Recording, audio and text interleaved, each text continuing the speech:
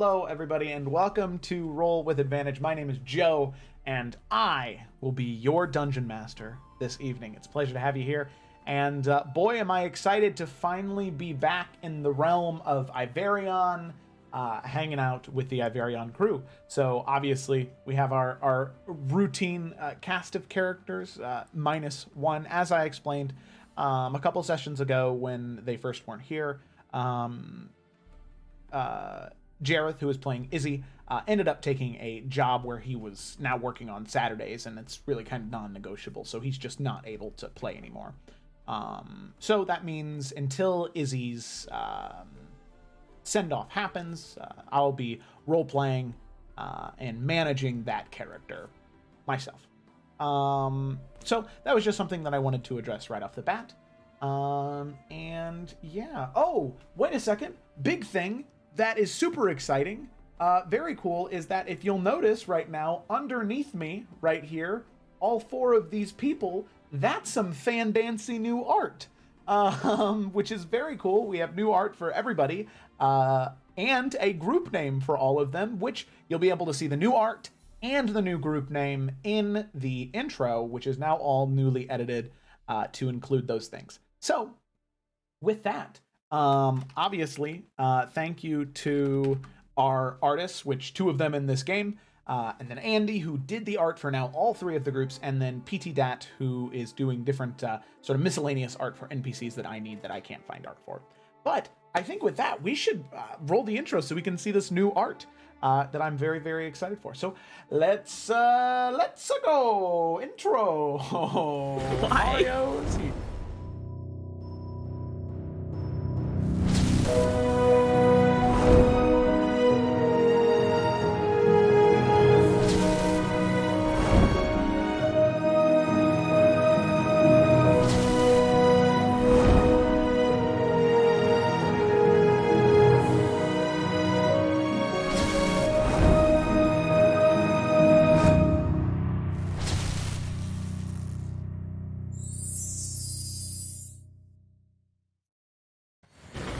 The Forerunners NPCs. of Fate. There we go. So we have the Forerunners of Fate with us, and also that brings me to the only other thing that I'm going to talk about before we get started with the game is now, thanks to Gemma, because she is an amazingly talented artist. As you saw, they're not part of the group. If anything, they're now going to be the big bad evil guy of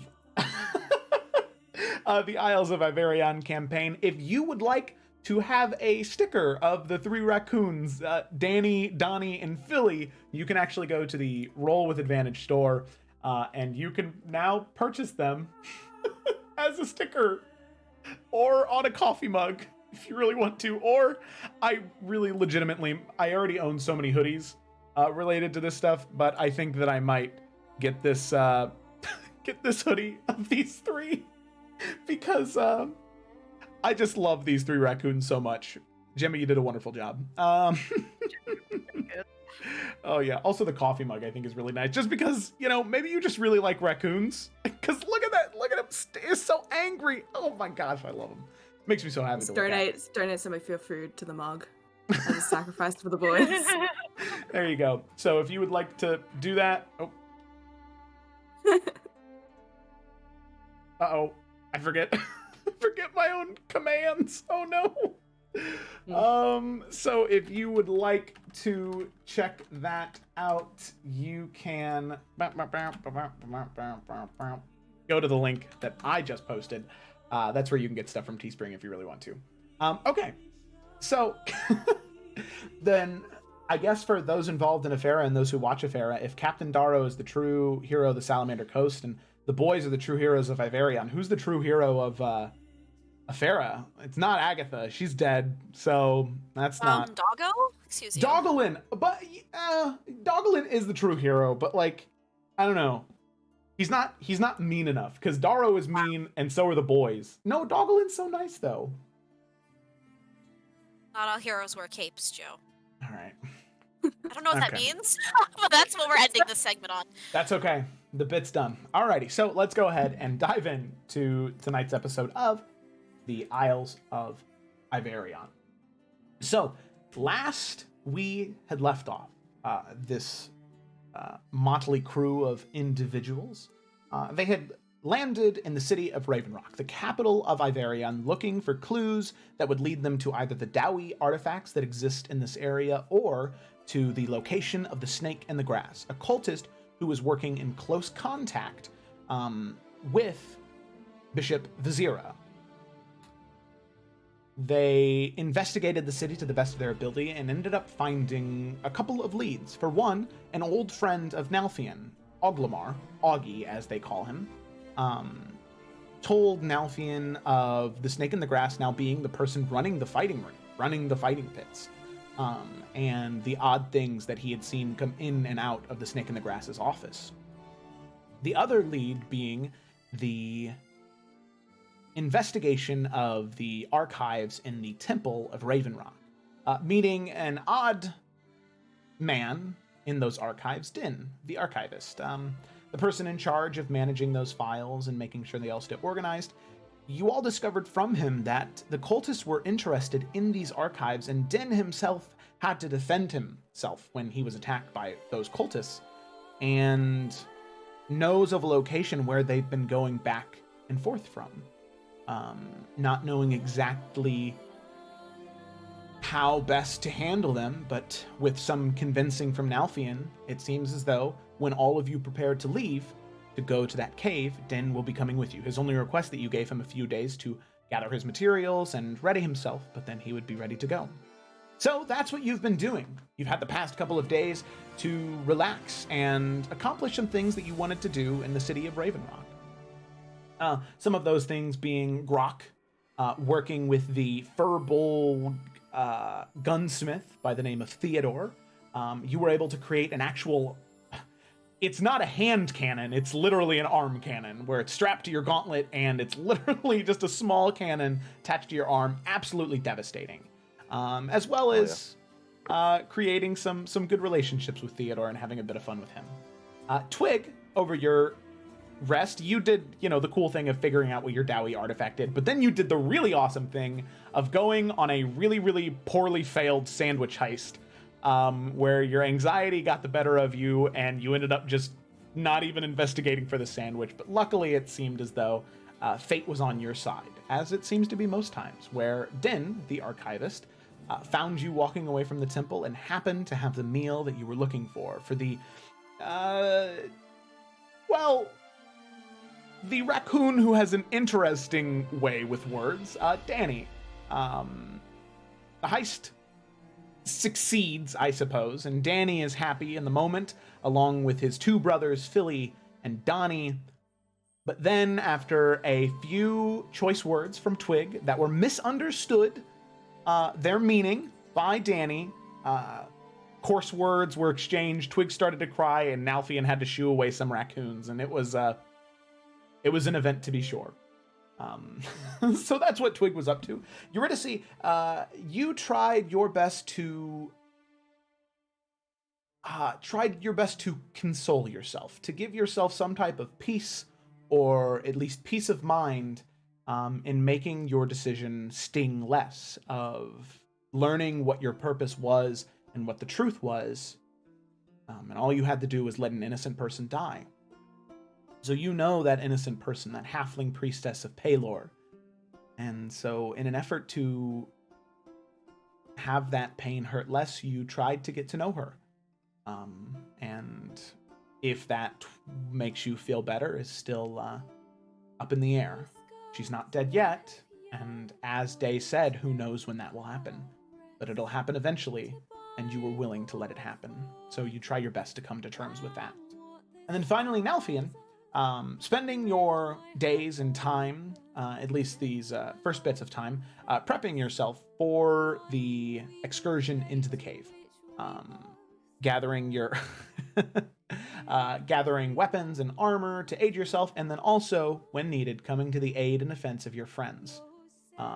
As that first morning that you were here, Eurydice needed you, as she was distraught and didn't exactly respond to anything or give you any clues to what happened. And then Twig, of course, when raccoons were attacking her. And who knows, I'm sure one of these days, Grok will also be either falling over crying or being attacked by wild animals, and you'll have to defend him too, as any good friend would. But Nalfian's time does not go without conflict, as all of you currently have been looking forward to this evening, the 26th of Shade Sun, going to the theater. A production being played this evening of MacElrin, a fictional story about an Iverion king who became too ambitious. Written by William Bosserman himself, the owner of the Bosserman Theater. So all of you look forward to that, and in an effort to make Twig feel more comfortable, Nalfian, you buy everybody outfits. A new outfit for Eurydice, and for Twig, and for Grok, and for yourself. And while Grok doesn't exactly enjoy it, it seems as though he's going to bite that bullet and put that outfit on for you and for Twig. However, when you go up to your room to add your final dressings and clean yourself up one last time, you're taunted, and not by Augie or by Reinhardt, but by your shadow, your echo.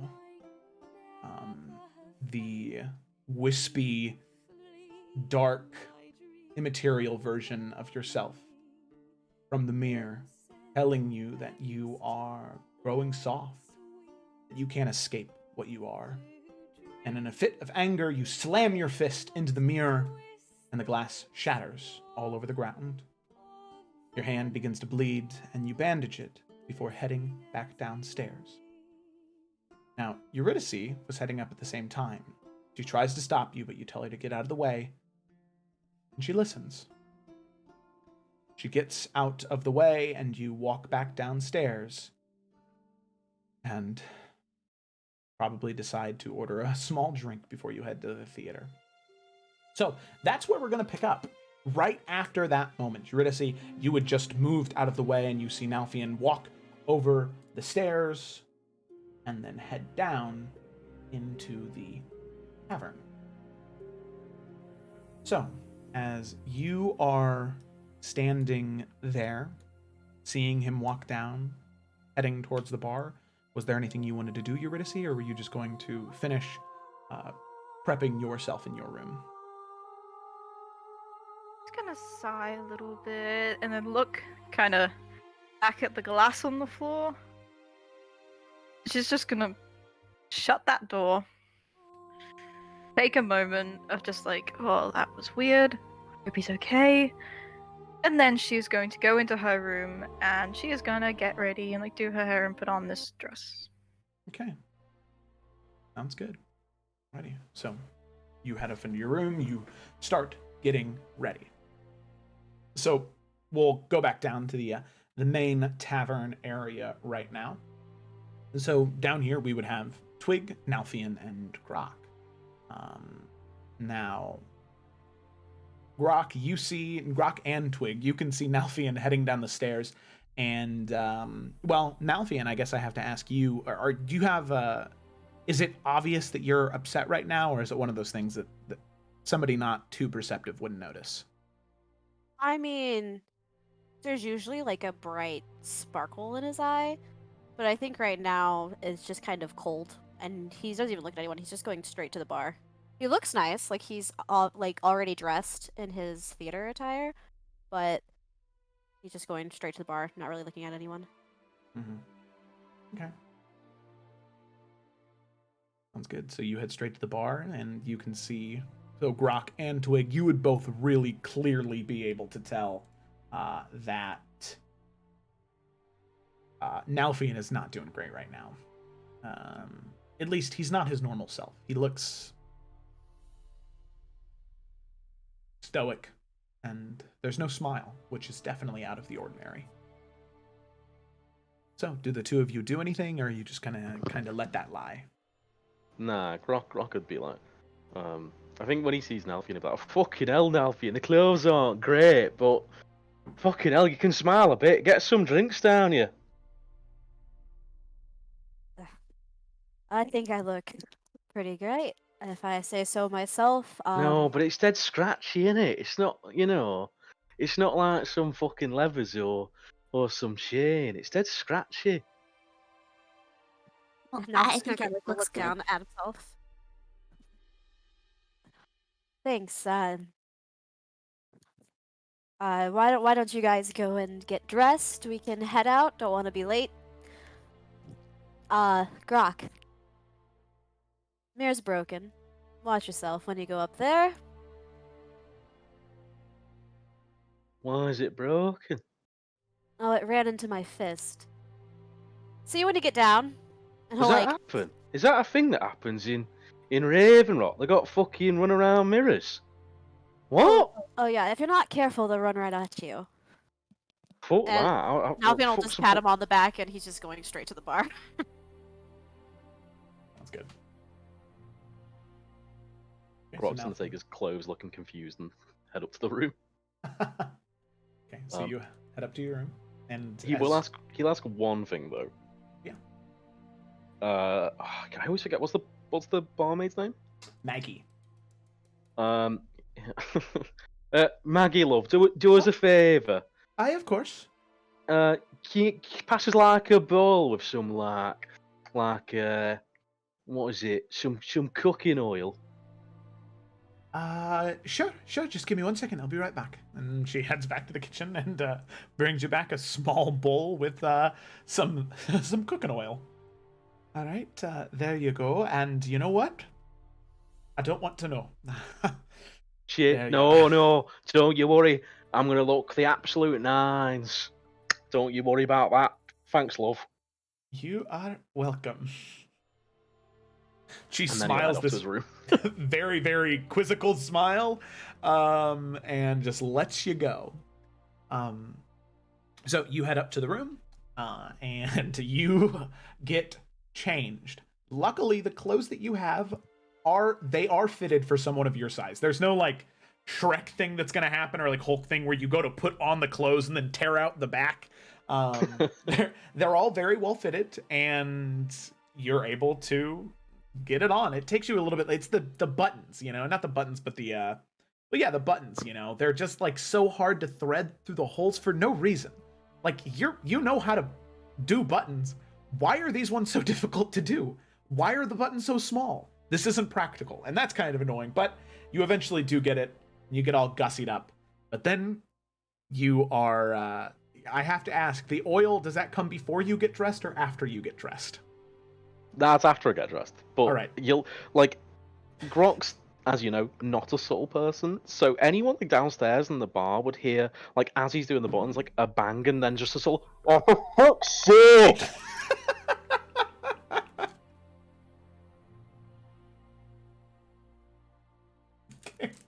Alrighty. So then you get all the clothes on. Everything looks pretty nice. You don't have a mirror to look into, so you're just kind of looking at the shards of glass that are on the ground, or the shards of mirror that are on the ground. And you think you look okay. But then there's the oil. So, Grok, would you like to explain the oil, or do you want it to be a surprise? No, I'll explain. Grok has seen nobles. He thinks he understands what they do. He clearly does not. Grok would kind of like dab his hands in the oil, rub it a bit, dab some on his neck, dab some on his cheeks, and then start running it through his hair. Thinking like, this'll work like pomade. R.I.P. your fucking face. And just slick his hair. Oh, your hair looks great, Grok. It does. Right now, immediately in this moment, and probably for the next half an hour, it's going to look great. After that, we'll see what happens. Your face, though, does feel a little grimy, but you rub it in, and it's like, well, if this is what nobles is supposed to feel like, you got it. And you are now slicked up and ready to go. Hell yeah. Hell yeah. Alrighty. So, with that, Grok, you then exit out of the room and head down the stairs, and Nalfi and Twig, the two of you down here, you can see that Grok is, he looks good, but he just, there's just a sheen to his face that was not there before.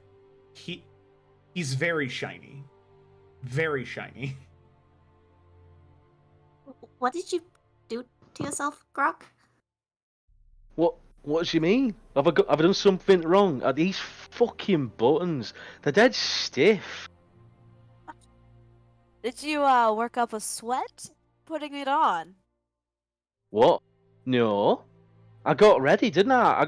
Maggie gave us some oil, and I was like, what nobles do, where they slap it on the neck and all that. And I mean, Twig would know. God.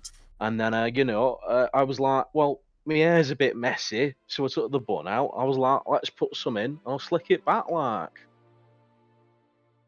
Huh. Uh-huh. It looks good, right? Yeah? You know what, Grok? You look fucking amazing. Right on you. He's You know, just that was dumbfounded. probably the best thing you could have done this evening. I will say, in maybe an hour and a half or two, your hair is not going to fucking move. But Oh, that's should I take some with me? I'll see if Maggie can get us a cup. a little to-go cup. That might be a good idea. Just reapply every hour or two. Maggie, I love. can you get us a cup or like a flask and some more oil? What have you done? Is that the oil you put on yourself? Maggie. Good, done it. Doesn't he look absolutely wonderful this evening? And he's Oh. like winking at her. I looks kingly. You do a cup of oil. Oh, thank you. Honestly, I'm not. I know it might surprise you, but this isn't me. Oh, it's So not. it's a wonderful compliment. You're a new man tonight, Grok. New man. And he's gonna like pat him on the back. Could You have know, fooled I me, think my I should lord. probably go get ready. Yes. Do that, little bird, quickly. We don't want to be late. And Twig is just going to, before she leaves, just stare at Nalthien in a please do something expression. We'll give her a little wink as she goes up the stairs. Alrighty. So, run up the stairs, and you begin to get ready. So you If head I into the same can, room. Joe. Oh, yeah. Nalfin's gonna be like, let me just, if you will, allow me to just spruce things up just a bit. And if I can find like a napkin somewhere, it just kind of degrease a little bit, just like buffer some spots, Yeah, so his yeah. face doesn't look like he just like Jordan Peele meme. yeah. No problem. Yeah, you can Yeah. find like a cloth napkin and just kind of like dab it on his face Yeah, and get rid of Absolutely. some of the more like clumps of grease. Yeah. Now he just kind of looks like glossy, like handsome Yeah. Squidward, as opposed to Perfect. greasy, like Jordan Peele. Absolutely. Perfect. Yeah. I'll be doing that while Twig goes upstairs. Okay. So, okay. So with that, Eurydice and Twig, the two of you not getting ready, together, helping each other. Oh, wait, that was Now's job. Get ready. However, as the two of you are getting ready, and as both of you are almost done, you hear the door begins to open slowly. And I will say that Nalfian and, well, first things first, Nalfian Grok, you can see walking into the bar, into the Golden Rookery Inn, right around 6:30, 7 o'clock is Izzy. She walks in, wearing not her normal attire, definitely more so attire meant for traveling through woods and along a road without drawing very much attention to herself at all. Even the pointy, almost wizard hat has been is just gone, and just her normal hair draped down to about her shoulders, with those like tips of blue to them. She walks up to the two of you and she says, "Rock, Nalfian." She gives a small smile. "Do you know where Twig and Eurydice might be?" They are upstairs getting ready. We're going to the theater. I hope you have something you wish to wear joining us tonight. I'm a little tired it's been a long day. I don't believe I'll be joining you, but Oh, you should. I mean, in Alphium Settlement, there's like fucking murder. They kill people. Can't wait. Alfian's like nodding aggressively to Izzy, like, we do murder. It happens. you two are very funny, but I Did I am say a afraid. joke?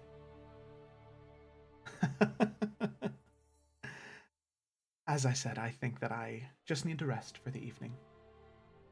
Oh, well, I mean, fair enough. I'll save you a trophy. But yeah, the girls are upstairs. Thank you. And she just sort of smiles a little bit to both of you and then nods and then walks around the two of you, heads upstairs, slowly and with purpose. And then now Twig and Eurydice, you hear the door slowly begin to open, not all the way, and you hear Izzy's voice. Is it all right if I come in? Yeah, it's fine. I assume it's fine. Yeah. She opens the door the rest of the way and shuts it behind her. And says, and you can see her smile sort of light up. And the tips of her hair also begin to glow just a little bit as she looks at the two of you, and she says, well, the two of you look absolutely jaw-dropping. Thank you. Are you going with us tonight? No, I'm not. And you can see the hair begin to dim and return to a neutral color, and she takes a few steps forward and sits on a bed close to the two of you and leans forward, looking towards the two of you.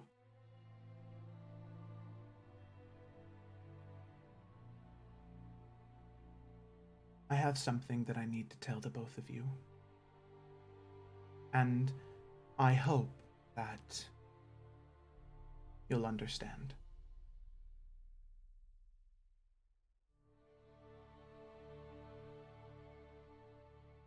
Is there something wrong? Should we get Nuffian and Grok as well? No, I don't have the heart to tell them. I'm afraid that they might do something irrational, and I think it's best if,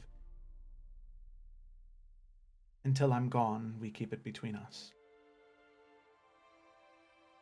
Until you're gone. Until you're gone? What do you mean?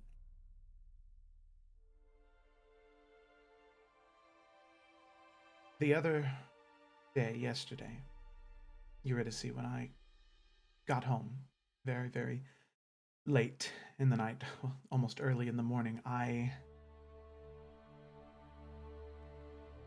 was doing something for Reinhardt. I took on a mission for him after I left with him and all of you went to go to the archives. And there was an individual who accompanied me on this mission. Their name is Sentinel, and they are a Warforged.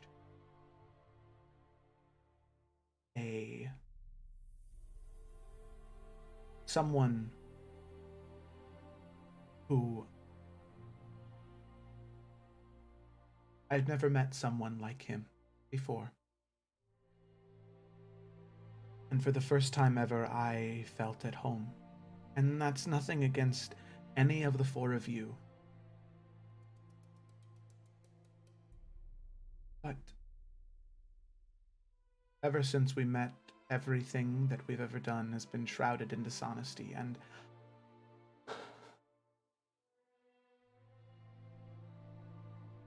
I want you two to know the truth.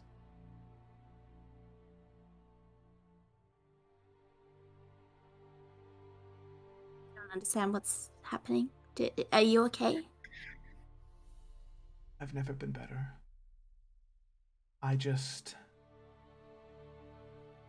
Here, let me show you. And you can see her recline a little bit and reach towards her hand and reach towards a small ring, silver ring set with a sapphire. She pulls off the ring, and you can see as eventually the ring is no longer making contact with her skin, her form changes. The hair vanishes, a magical illusion. The skin changes from that soft ivory to a deep metallic gray. The eyes are no longer small bulbs with pupils, but just glowing teal blue gems. A form that is cold and metal. Twig and Eurydice, both of you have read about these before. The Warforged. The reason that I shroud myself in lies and illusions is because what powers me and what maintains my life is valuable. I trust the two of you to know this truth. My biggest fear is accidentally putting anyone in danger without them knowing the reasons why.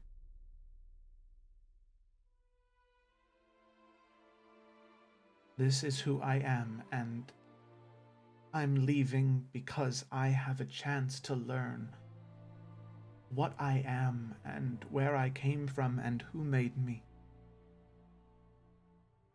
I don't know any of those answers, but Sentinel can help me.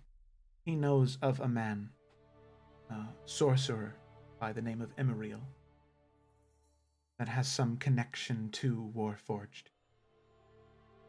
If we can find him, we may get answers.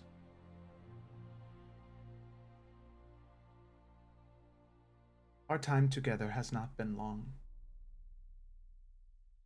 But I want you to know, out of all the companions I've had over the past 30 years, you four are the ones I cared about most. But I need to find answers, and I need to find the truth. And I hope you can understand.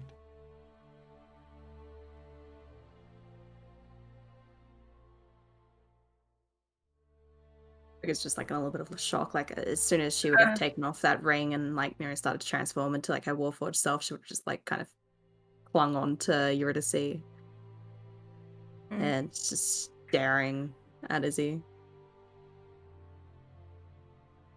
Yeah. Yuri would have been surprised visibly.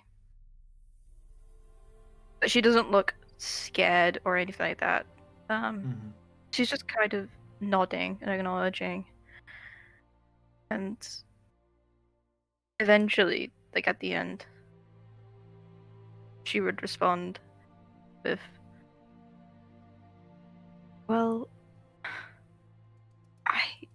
I'm glad that you have a path. You're going to find answers. I don't hold anything against you for being dishonest. It makes perfect sense. And I'm going to miss you.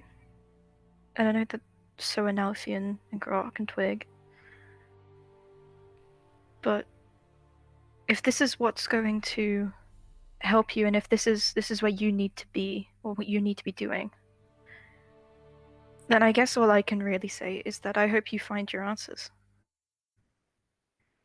And that maybe one day bump into each other.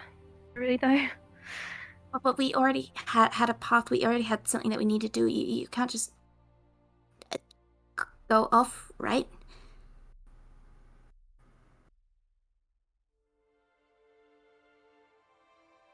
I know. And I can understand why you would feel that way.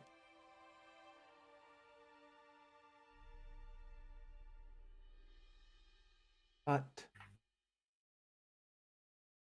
this is my chance for answers, and sadly, it doesn't align with the course all of you are going on.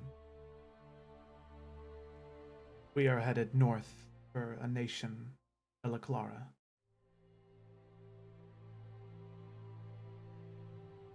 All of you, if anything, are going south.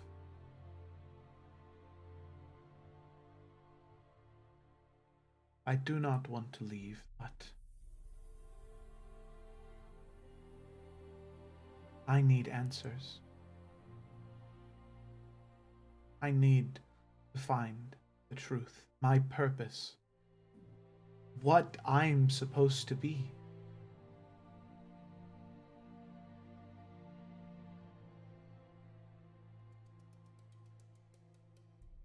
We are leaving tonight.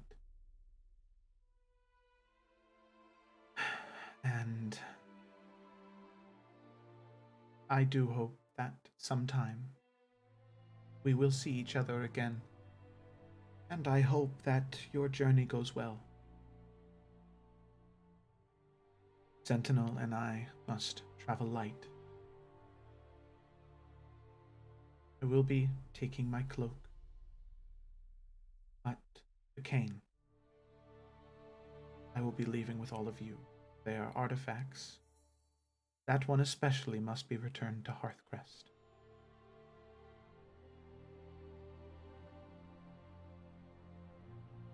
And there are two other things that I must share with you. When I went on this mission with Sentinel, there were things that we discovered. One, we found an item, a crystal of seeing. Allows a user of magic, whether it be arcane and natural magics, to attempt to see something. A blurry vision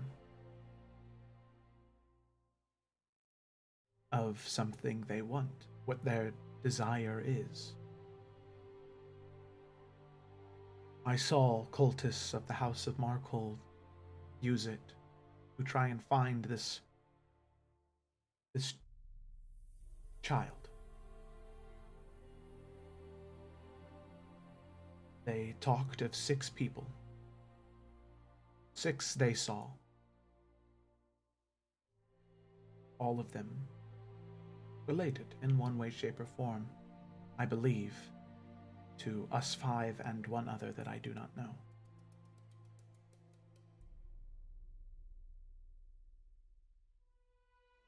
They said that they saw rows of books and chests and a table with 5 people surrounding the table. The cultists said they saw one of darkness, one of evil incarnate, one of deceit, one fallen elite, one cursed and tragic, and one of magic. That is what they saw. 6 different individuals. I believe the one of magic is me, as that was what gave away my position. But the other 5, I do not know, especially as there are only 4 of you. I think one may be Nalfian's double. Or perhaps whatever Rock carries in his chest. I am not sure. But she takes the ring and puts it back on, and her form returns back to that human form. That is what I know. That is what I can give you, and I can give only one other thing. Promise. That as soon as I find answers, I promise you I will be back. I promise this is not the last you have seen of me. She stands and she looks to the two of you and says, I've heard that and seen that when people are saying goodbye for a long time, they typically hug afterwards.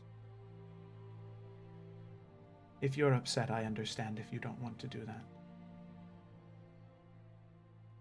But I think I would like that. I think that is a good idea. And she will look at Twig and try to gauge what Twig is thinking about that. We've sort of just been like kind of like looking down up and down at Izzy and like, she's not gonna move, but like if Izzy tries to approach, she, kind of like hesitantly like step away a little bit. Okay. And she looks to you and says, it's all right. I understand. And then she'll just hug you, Eurydice. Yeah, she'll give her a good hug. Let go.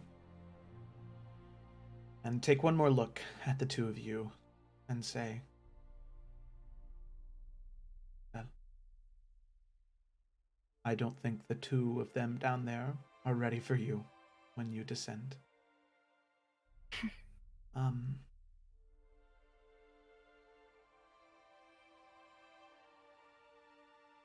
If they ask, I don't think the two of them would do anything but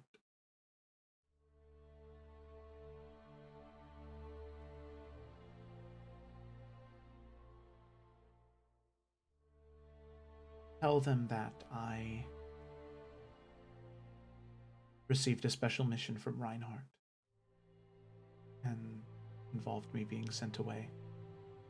I trust the two of them, but not enough to bear that secret.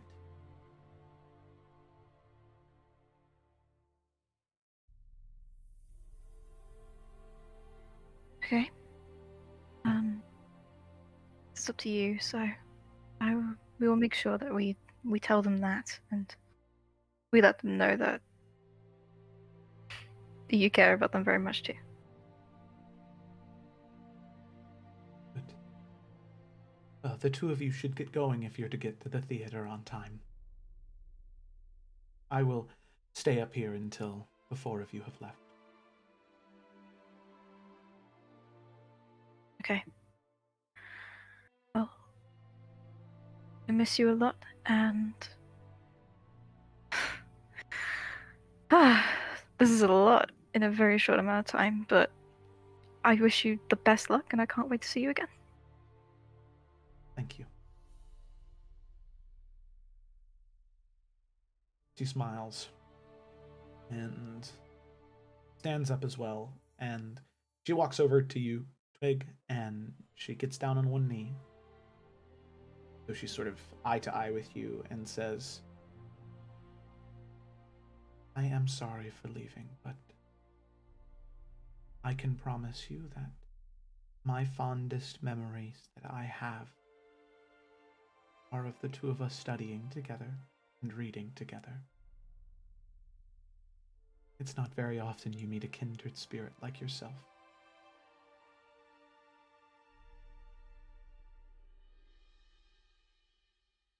Well, I guess I'm just sorry I couldn't keep helping you with Dwarvish.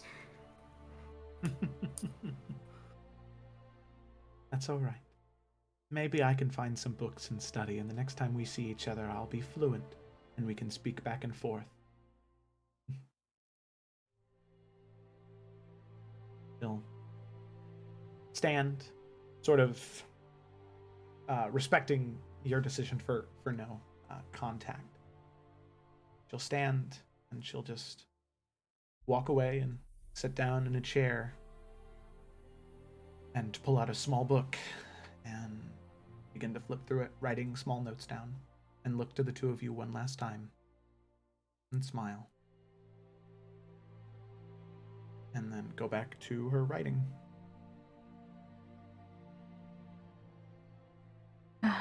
Eurydice will gesture to Twig. Like, come on. Let's go, they're waiting. Twig will like finish up, just like grab what she wanted, and it's just gonna like kind of like look to her little parchment things that like have her little runes on it. Stare at it for a little long minute, and then just decide like not to take any, and instead just grabs the little necklace that Grok gave her and just puts it on and like kind of tucks it underneath the dress a little, and follows Yuri out. Good.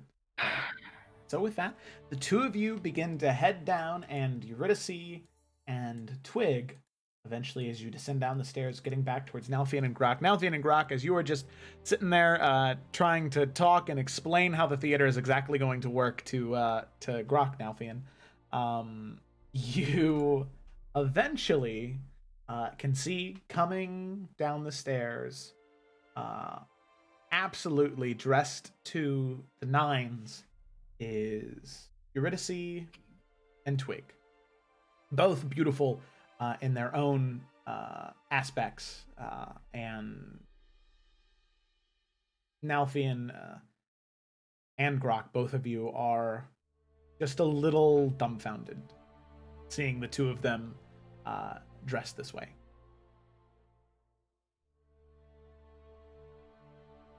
Yeah, I think like Nalfin usually quick to say something, for once just gonna shut up and listen. Just look.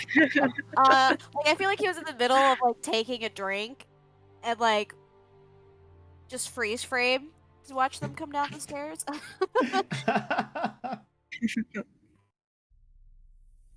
Does it look alright? Little bird. And he'll like stand and bow to her like she's a little princess. You look Grok absolutely seeing stunning. Grok seeing Nalfian do that, thinking he's missed something, will also bow. That will give a good thumbs up. You are truly going to be the belle of the ball. And Eurydice, my dear, absolutely stunning. Well, you picked out the dress. So part of the credit goes to you. Well, I had something else in mind, but I think that credit goes to Twig here. Thank you. I'm just going to do the one little thing, and Alvin's just gonna like adjust Twig's hair and just put a little piece behind her ear. Perfect. Absolutely perfect. As I feel like as he was going over there, like Twig would have noticed his little bandaged hand, just kind of grab it as he's trying to like put it away. Is this from when you... the mirror? As I was telling Grok here, it ran at me. No, he ran into him. He was Yep. defending himself, you see. He was telling me in Ravenrock, they've got these fucking mirrors that run at you. Cheeky bastards. There it is. The whole story and nothing but the truth. Give him a little bit of concerned look, but just still holding his hand, just gonna cast Cure Wounds on it. So you know, bloody. Oh. Thank you, little Thank bird. you. I will be sure to keep my eye out for those pesky mirrors. Right. Clapping his hands together. I think it's time we have a wonderful night out. Grok, you look fucking amazing. Everyone's gonna be staring at you when they're not staring at the ladies. It's gonna be quite the time. Yeah, Grok, you've quite a look. Your hair. Oh, I did it myself. Can you believe it? I was telling him. I mean, I appreciate it might be a bit of a surprise, but you know, this it's not usually me. Oh yeah, it's really taken my breath away. You look amazing, though. I am very impressed. I do. Thank you. And Nalfian, I said it earlier, but you look very, very nice. I do try, dear. Can't look as nice as you. I think you've outshined us all. And he will, like, offer his arm for her to take it if she would. She would. Lovely. I say we go before it gets too late. We'll have the best seats in the house. Drinks, hopefully, will be waiting for us there. I am very excited. It's going to be a wonderful night. And he will start leading them to the door. I love. This is amazing. This is so cute. Okay, sounds good to me. So, you all begin to head there. Here. There we go. Alrighty. So all of you begin to head out of the Golden Rookery onto the town at night. And you... Alrighty. And you are confronted by the evening in Raven Rock and ready for your night of theater. So... oh yeah, still have sword and dagger on him. Okay, sounds good. So you're going armed. Grok, you going armed is a little bit more difficult. No, he does not have his anchor on him. Okay. All Sure, right. Brock already has stuff, but Nelfian would offer a couple little small knives here and there if he wants to carry them Grok, around. Grok wouldn't take a knife, but he'd take like a pair of brass knuckles for his other. Okay, for his awesome. other hand. I love that. Brutal. Absolutely brutal. Okay, sounds good to me. So, with that, the four of you then make your way all the way from the main Golden Rookery Inn all the way to the Bosserman Theater. So, go ahead and move all of you in there.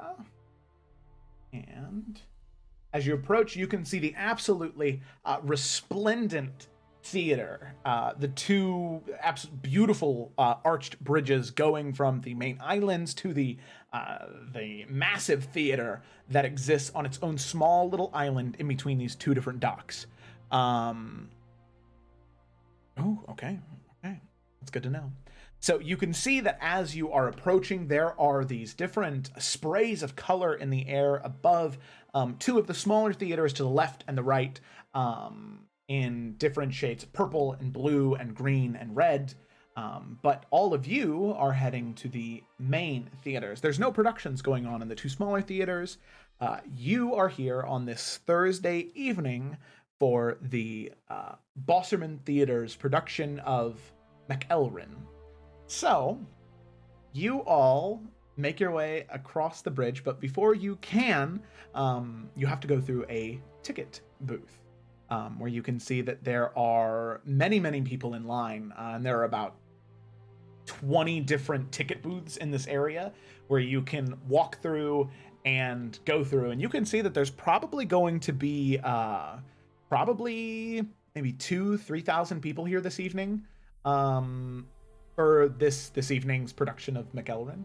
So as you approach, you do have to get in line as you make your way through.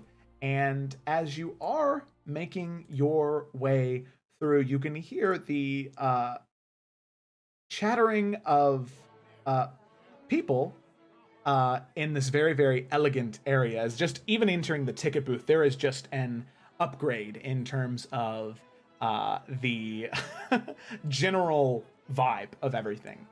Instead of going from the wood salt wash docks, it is now clean, pristine stone. Very, very beautiful. So as all of you approach, getting in line, you do have to wait in line for maybe 15-20 minutes until you eventually get to the booth. And who would be purchasing the tickets? Oh, I got you. Okay, all right, Nalfian. So Nalfian, as you approach, you can see that there is a dwarvish man, very, very cleanly trimmed, fine beard that comes out to about 4 different points, along with a curled mustache that is this bright amber color. His hair is perfectly curled and permed, And as you approach, he says, "Good evening, sir. Might I inquire as to your how many tickets you would like for this evening's production of MacElrin?" Good evening, friend. 4 of your best seats, please. Or of the best seats. Oh, let's see. You can see him flipping through a small ledger book. Well, best seats if you'd like. There are 4 seats available in the orchestra pit currently. Let's see. Those will run you about 45 gold pieces a ticket. Sounds about right. And he'll, dig through his purse and he will give them the ticket money. Sorry, I'm doing math. No, you're good. Alright. Okay. Oh, well. Very well. You will be sitting in, let's see, a 112 through 116. He tears off 4 very fine, almost like silk tickets, hands them to you. You'll hand that to the ushers at the door, and they will show you to your seat. Right. Thanks very much. Have a great night. And he'll just nod, pocketing those little tickets. All right. So 4 tickets, and you head in. And from there, you're able to cross the bridge, and now you can see the all of those colors that I mentioned before, the different color sprays, moving one after the other, and you can see that there is, making your way into the theater itself now, you can see that there are different bars around the immediate area where there are bartenders making drinks for the patrons in these very, very small and tiny glasses meant for sipping on throughout the production, at least until intermission. So you can see that there are some alcoholic beverages here if you would like to make some purchases. There's no food or anything like that for sale, just alcohol and some other non-alcoholic beverage. He would order a drink for everybody, obviously a juice product for Twig. But I just can see him getting 5 of the glasses for Grok, whereas everyone else has 1. Even though I feel 5 might not be enough. No, definitely. And as Nelvian went over to order, Grok, being Grok, would yell, "Get us a grog! Nalfian! Grog! Now! I think he heard you. Now! He heard Grog!" you. Please stop yelling. Ma'am, do you have any grog? I No, know. he didn't hear me, love. Oh, he heard you. He I'm absolutely sorry, heard you. I do not have any grog. That is a... Okay, here, tell you what. You see that pitcher over there? Do me a favor, just pour every alcohol you have, half and half, all the way up to the top, and I'll take that. All right. If you insist, that will be 15 gold for a pitcher of alcohol. Just one of everything. She begins to pour everything in there, and you can see that some of the patrons kind of look over at you, Nalfian. Oh, he'll smile and wave. Very interesting. Let's see that. So many different types of alcohol. A pitcher! A pitcher! You know what they say. Never waste a night.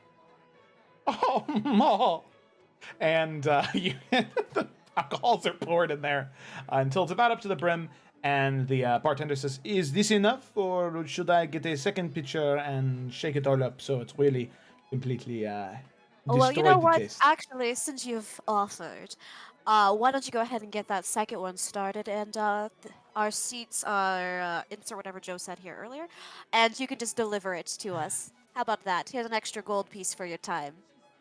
Thanks. And with that, he will take the drinks and head back to the group.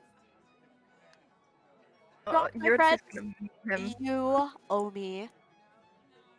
Try not to drink all this. You'll be knocked on your fucking ass. But there will be a second one coming. Pace yourself. You ready to see, my dear? Here you are. And Twig, something special for you.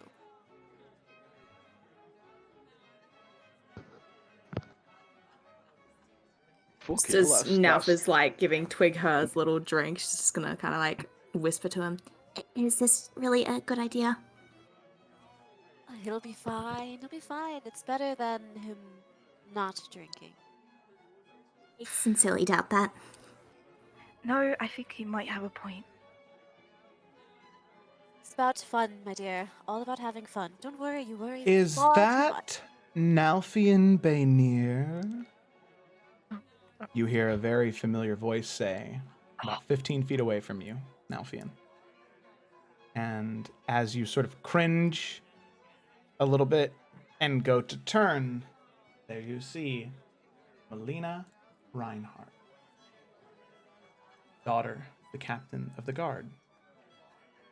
Oh, yeah, still holding his arm, Oh. getting it on there. And you can see her approaching with a man. His arm wrapped around hers. A very tall, half-elf man. A very finely trimmed mustache and goatee to a very fine point. In very, very decadent clothes. Trim and slender, similar to Nalfian. But you can see that he has this longer hair that's about down to the back of his neck that's not shaved on the sides like Nalfian, just pulled back into a small ponytail that sort of rests on his neck. And Melina and him approach, and she says, "Oh, well, it's a pleasure to see you, Nalfian. I didn't think I'd ever see you again.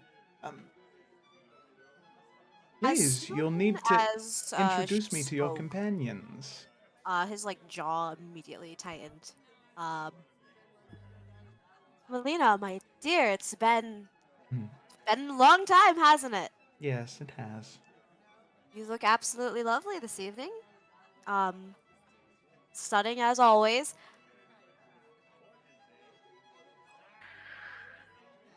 This is my friend Eurydice here, Grok and Twig. Hi. It's lovely to Hello. meet you. You look wonderful. Thank you. It is a pleasure. And she, As everyone's making their pleasantries, Grok will nod like, "You alright?" and then turn to the guy and just go, "Prick." Oh, That's a Nalfian's greeting fucking for him. That's he's foreign, so he uses different language. yes. Please allow me to introduce Mr. William Bosserman, the owner of the Bosserman Theater. And, well, the two of us don't have much time as... Have you received your program yet? Oh, we've only just arrived. Mr. Oh. Bossaman, I'm huge fan. Love the shows. Keep up the good work, friend. It's great. Thank you. It's a pleasure. I hope that you enjoy this evening's production. As, well, typically I try not to star in my own works, but sometimes, what must be done must be done. Oh, are you going on tonight then? Yes, actually. Oh, well, I'm a little bit of an amateur actor myself, so excited to see how you work. Yes, Melina told me about that. I'd love to see you perform a monologue sometime. Maybe there might be some work for you here in the future. But, Melina, my dear, I believe we have to get going. We were supposed to be in costume about 15 minutes ago, but sure they'll cut us some slack. Yes, I'm sure they will. Well, as he said, we need to go get in costume. Remember to check your program. I think you'll be surprised at what you see. Oh, there's been surprises around every corner tonight. Eurydice, Twig, Grok, it was a pleasure to meet some of Nalfian's friends. And maybe after the show we could go to the Actors' Respite and have some drinks and dinner. I think that would be nice, wouldn't it, William? Oh, say no more for the dinner, and pleasure's all yours. Ah, I we'll see that see Nalfian's been if- teaching you some things. That's nice. If we have the time, we'll think Fuck's about that meant to joining me? you. My dear Melina, we should get going now. A pleasure to meet all of you. I hope you enjoy the show. Please, enjoy the theater, and... Well, if you want any drinks, they're on the house. Say less. And the two of them sort of turn and begin to walk away. Okay. immediately look at Nalfian. His What like was that? forced smile immediately drops. Oh, just a friend. Do you know? Mhm. Do you know you were saying like during the show, people get like murdered and killed? Is it gonna be him? Because I'd love to batter him. To be honest, he looked like a right smug bell end. You know, Grok, I I fucking. can punch him if you want. I can run after him. I'm not asked. Please don't, Grog. No, No. it's fine. I'm sure he's wonderful. I mean, to be honest, I do enjoy his work. But I can anyway, punch her. No, don't. I think Reinhardt have a problem with that. That is Captain Reinhardt's daughter, after all. She's immediately punch looking at him. Nalf and kind of like trying to stop herself from giggling a little. Kira is like doing the whole like, huh? And Friends, we go way back.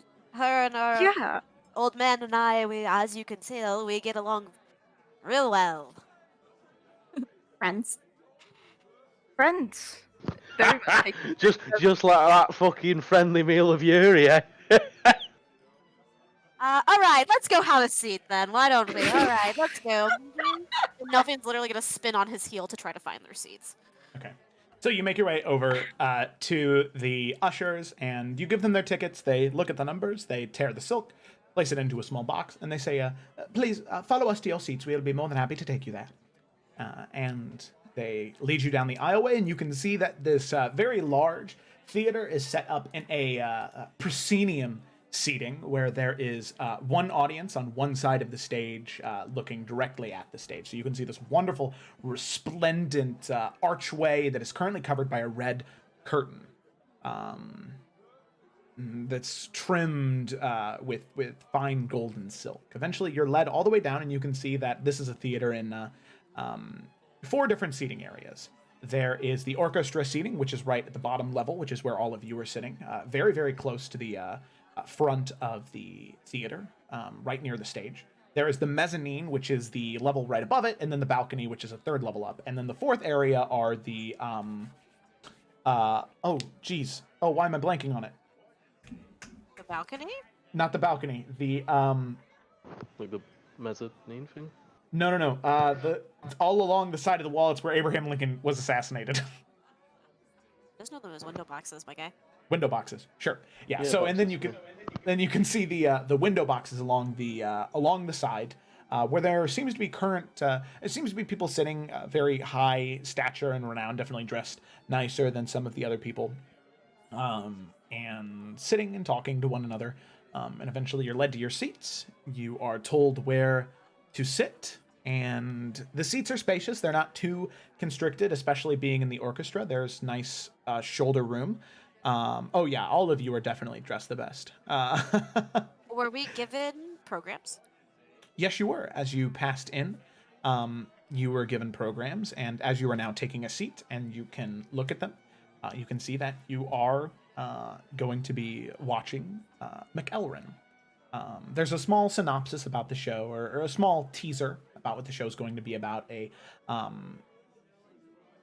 Thane turned king due to ambition and questioning what that ambition might end up doing to him. And you can see that the cast list, most of the names you don't know, but the 2 names at the top, it hurts to read. Playing McElrin, the titular character, is William Bosserman, and playing Lady Macbeth is Melina Reinhardt. LOL. So, there is that. The rest of the names don't really mean anything to you, but those 2 are the ones that stick out. So, 2 titular characters there. So, with that, all of you sitting there, there's maybe 10, 15 more minutes until the show is supposed to start. So, any conversations before the show? Or are you just kind of sitting in solitude waiting for the show to start?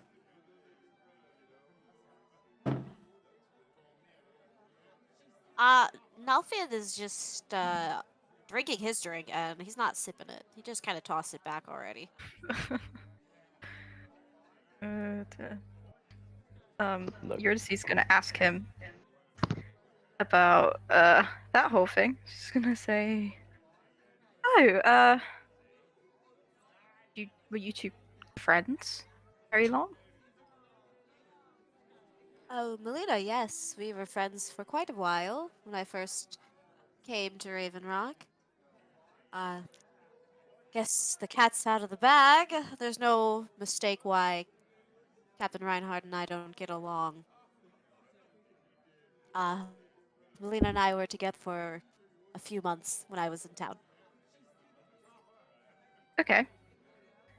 Well, actually, quite kind of a funny reason for the captain of the guard to not like you.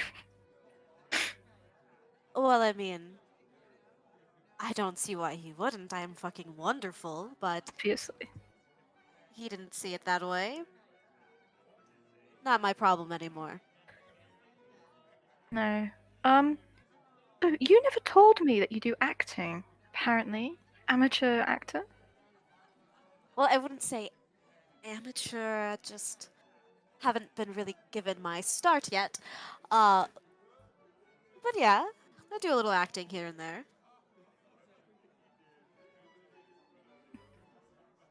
Is that funny to you? It's not funny. It's just surprising. Although, now that I think about it, having seen you dance, it's not all that surprising.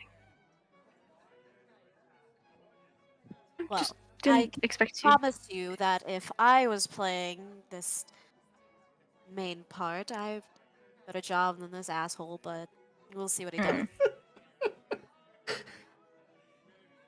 Should I? Well, maybe. If things ever settle down a little bit, get back into acting, I'll come watch you in a show. You know, better yet, you could join me in that show. I'm sure you'd be better than Melina. I don't think I've ever heard her actually act before, so I'm interested to see how well she does. I can teach you a You know, thing or two. well, we'll see how she does. I'll give you my verdict at the end. I'm not much of an actress either, but I don't know, something about her. I typically like everyone, but she strikes me a little weirdly. So, I don't know. Well, dear, you don't need to speak to her if you don't need to speak to her. She has a very interesting way of presenting herself. She can be a Yeah. bit aggressive, so just stay away. I mean, there's no need to really interact much with her as it is. I mean, she was a bit standoffish, to be fair. What's she mean? Like, you've taught me stuff. I look good. Oh shit! Do I need to put more oil in? No, the oil. Oh, Grok, you look amazing, friend. I mean, I can tell a couple eyes Right. have already found their way over to you. No, Melina is just very particular. I'll say that. She seems to have a type, for sure. And A type. And Um. what does that mean? uh, just a type. Tall, handsome. Apparently. Fucking guy? Come on. Look at me and look at him. I think there's a clear My mistake. difference there. Nah, don't worry about it. Yes.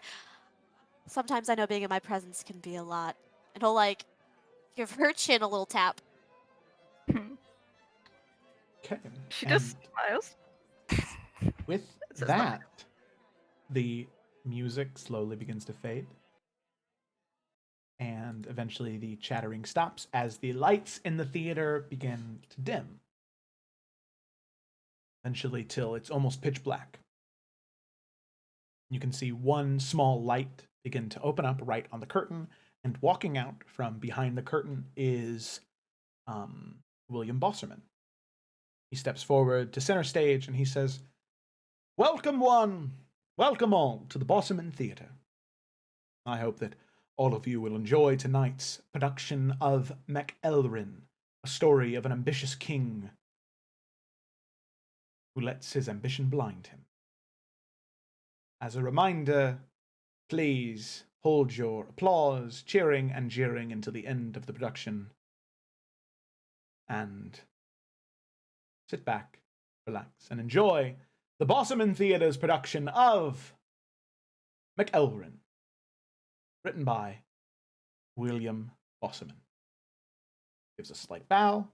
The audience begins to applaud until eventually it fades as he steps back into the curtain and the lights fade. So, now, 1 second here. This is where the show starts. Yes, the actors will be on Yes. stage shortly. If I could have my Yes. actors come on stage, please. Thank you.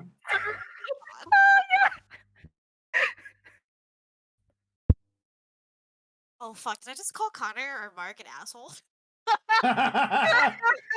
Man. So, Yeah, alrighty, there we go. How many? Okay, so there we go. Alrighty. So, for those of you watching on Twitch, we just had 3 other people join the Discord call. Alrighty, so with that, all of you sitting in your seats waiting, there's maybe 5 seconds that pass, and then eventually you begin to hear the sound of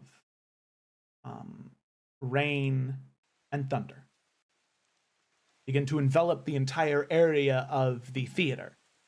You can hear it pittering on what just sounds like the stage at first, but then trees, almost.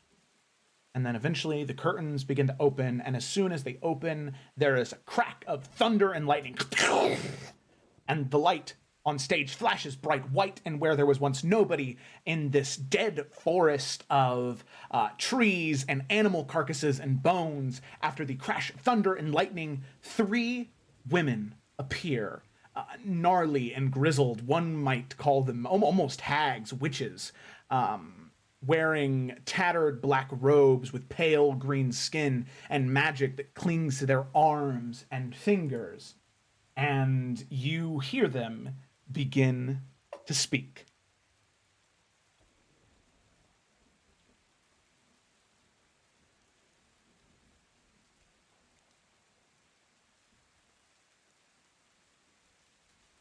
Connor. Joe didn't give us permission to talk in the Joe, they don't have permission to talk in this channel. Oh, what? someone There we said go. a line. Fuck. Oh, that's okay. Okay, all right. Now you're good. So, with that, you see the thunder lightning crash, and 3 women appear standing equidistance apart from one another, chanting and singing, and you can hear the first witch say, "When shall we 3 meet again? In thunder, lightning, or in rain?" When the hurly-burly's done, when the battle's lost and won. That which be ere the set of sun. Where the place? Upon the heath. There to meet with MacElrin. I come, Greymalkin. Paddock calls. Anon! Fair is foul, and foul is fair. Hover through the falls and filthy air. So at that moment, you can see the thunder and lightning crash, and in a moment, they were there, but then they're gone, disappeared. The rain still continues to pour, but it begins to lighten up. Then there is another scene that happens. You can see individuals enter the stage and begin to talk.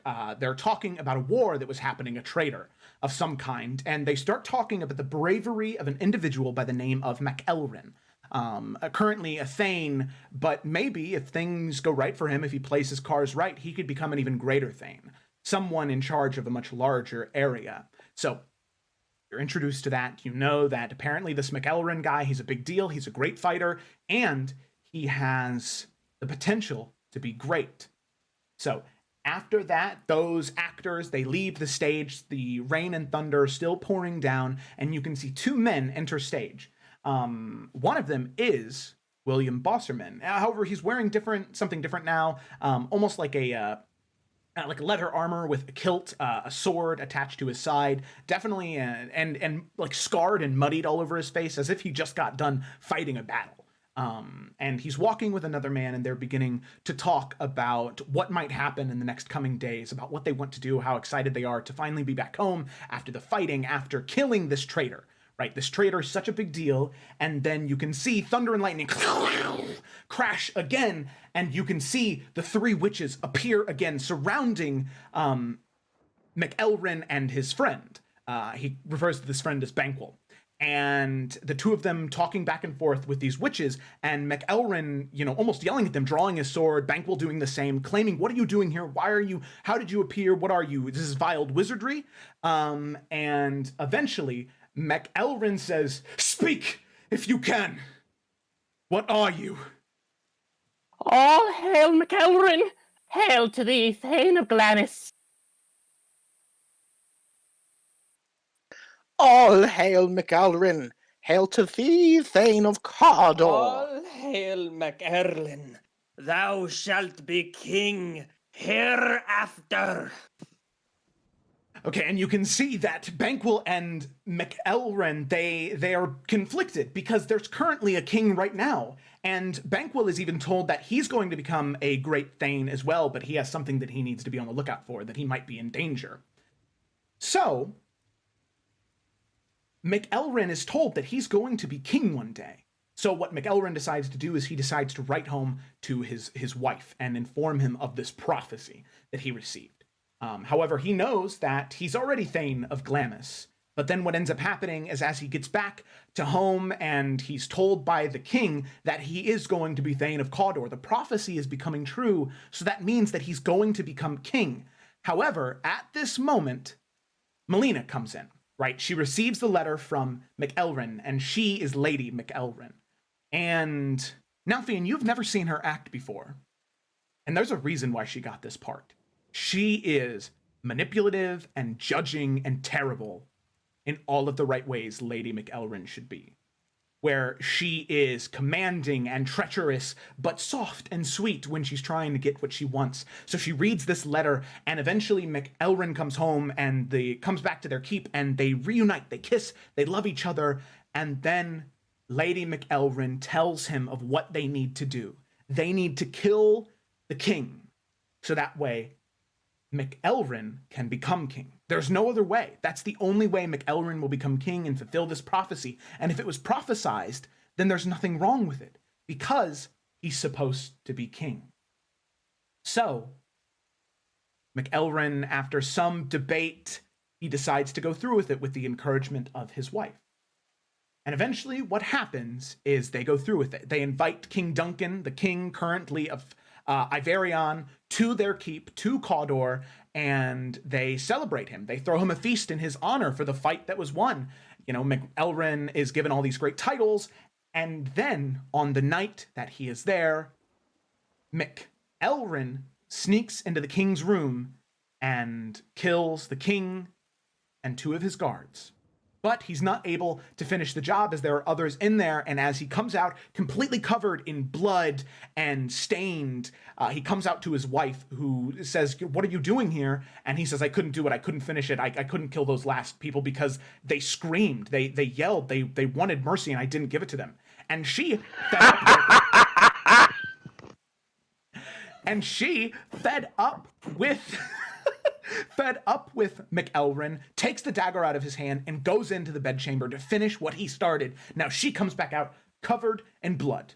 There's a transition, and it is no longer raining. It is the next morning, and you can see that Macbeth, now completely cleaned, is talking with Macduff, one of the king's servants, and Lennox, another servant of the king.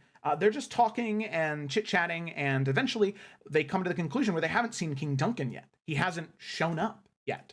So they're kind of curious as to where he might be. So McElrin tells Macduff to go check up on him. Like, you should go do this. And so Macduff goes to check the king's chamber, and then Macduff after being gone for a few moments, re-enters into the main area, this main keep, screaming and yelling.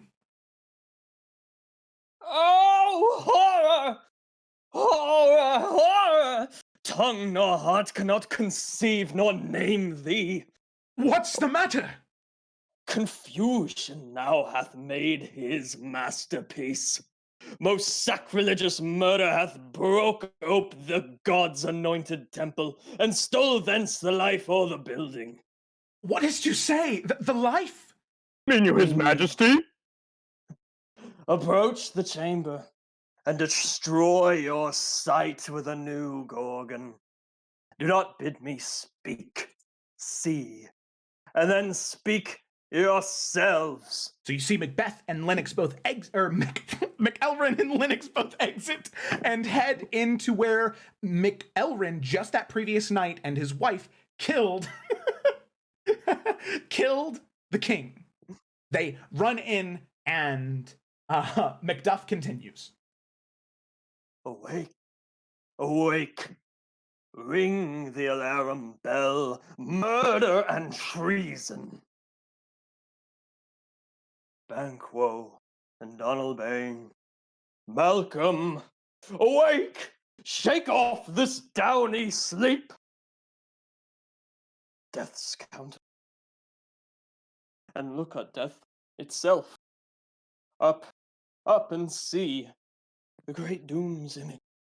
Malcolm, Banquo, else from your graves rise up and walk like sprites to countenance this horror.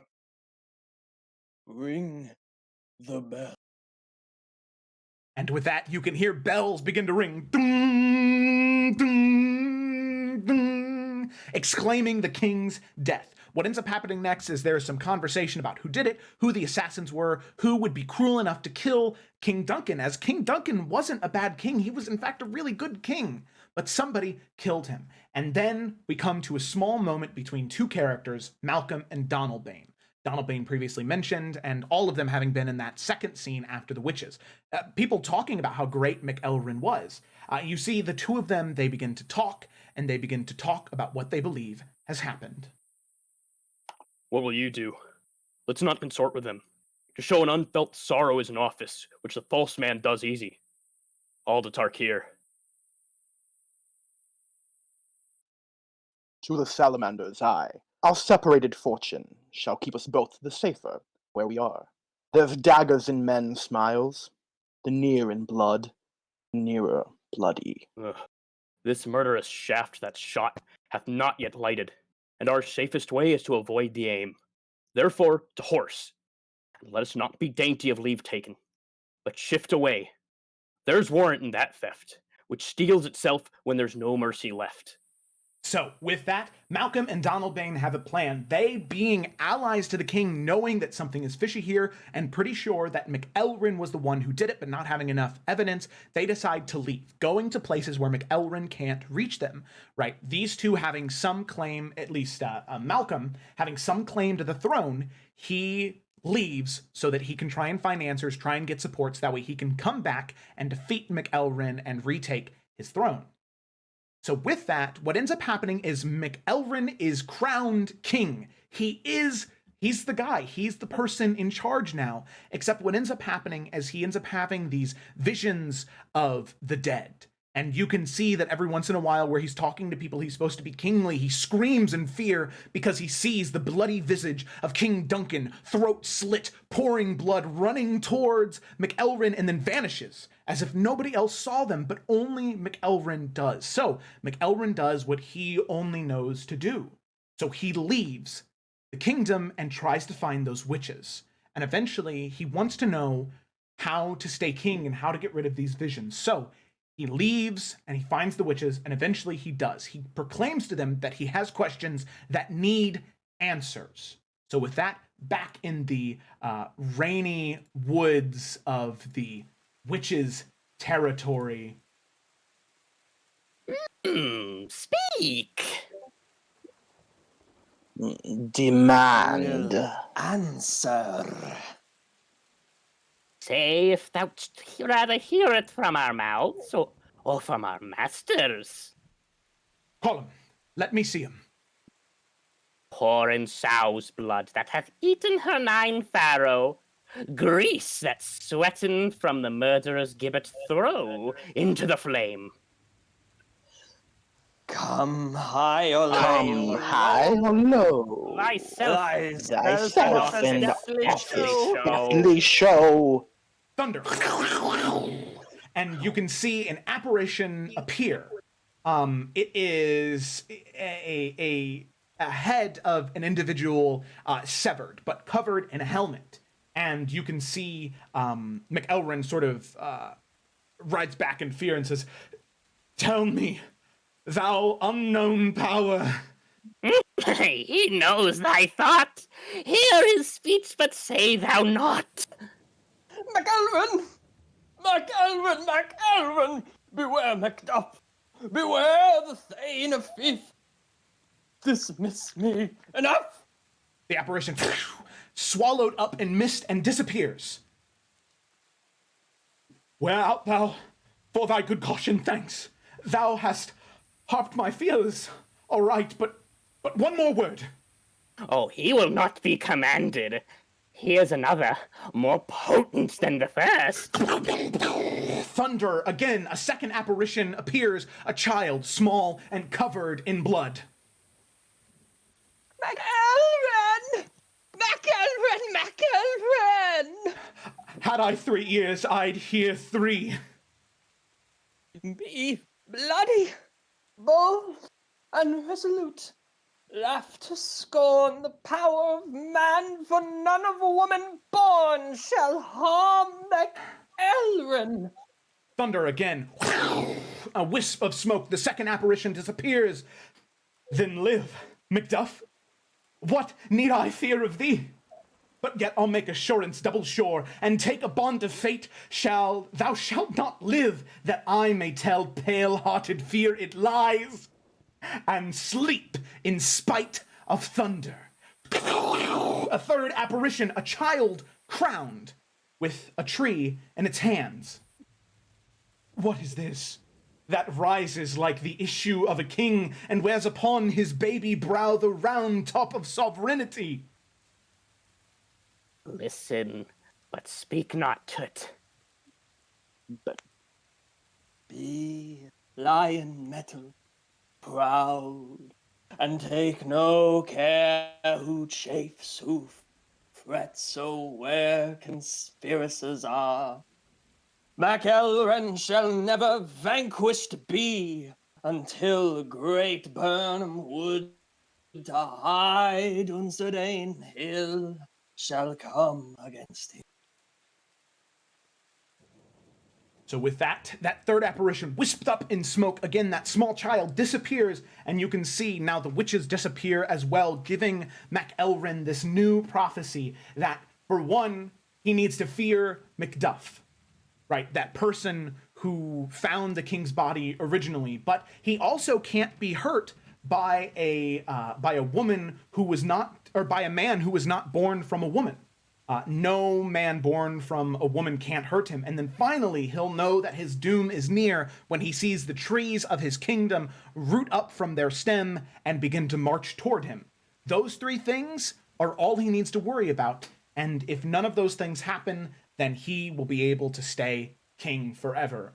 The apparitions appear, and McElrin continues on with his life, thinking he has nothing to worry about. But what ends up happening as we proceed through the show and eventually get to the final act, the 5th act, as it was determined by William Bosserman that the intensity and continuity of the show couldn't be broken by an intermission. We just have to go through the entire thing without breaking because the momentum can't be broken. So eventually we get to the final and 5th act. There is a siege happening at McElrin's keep.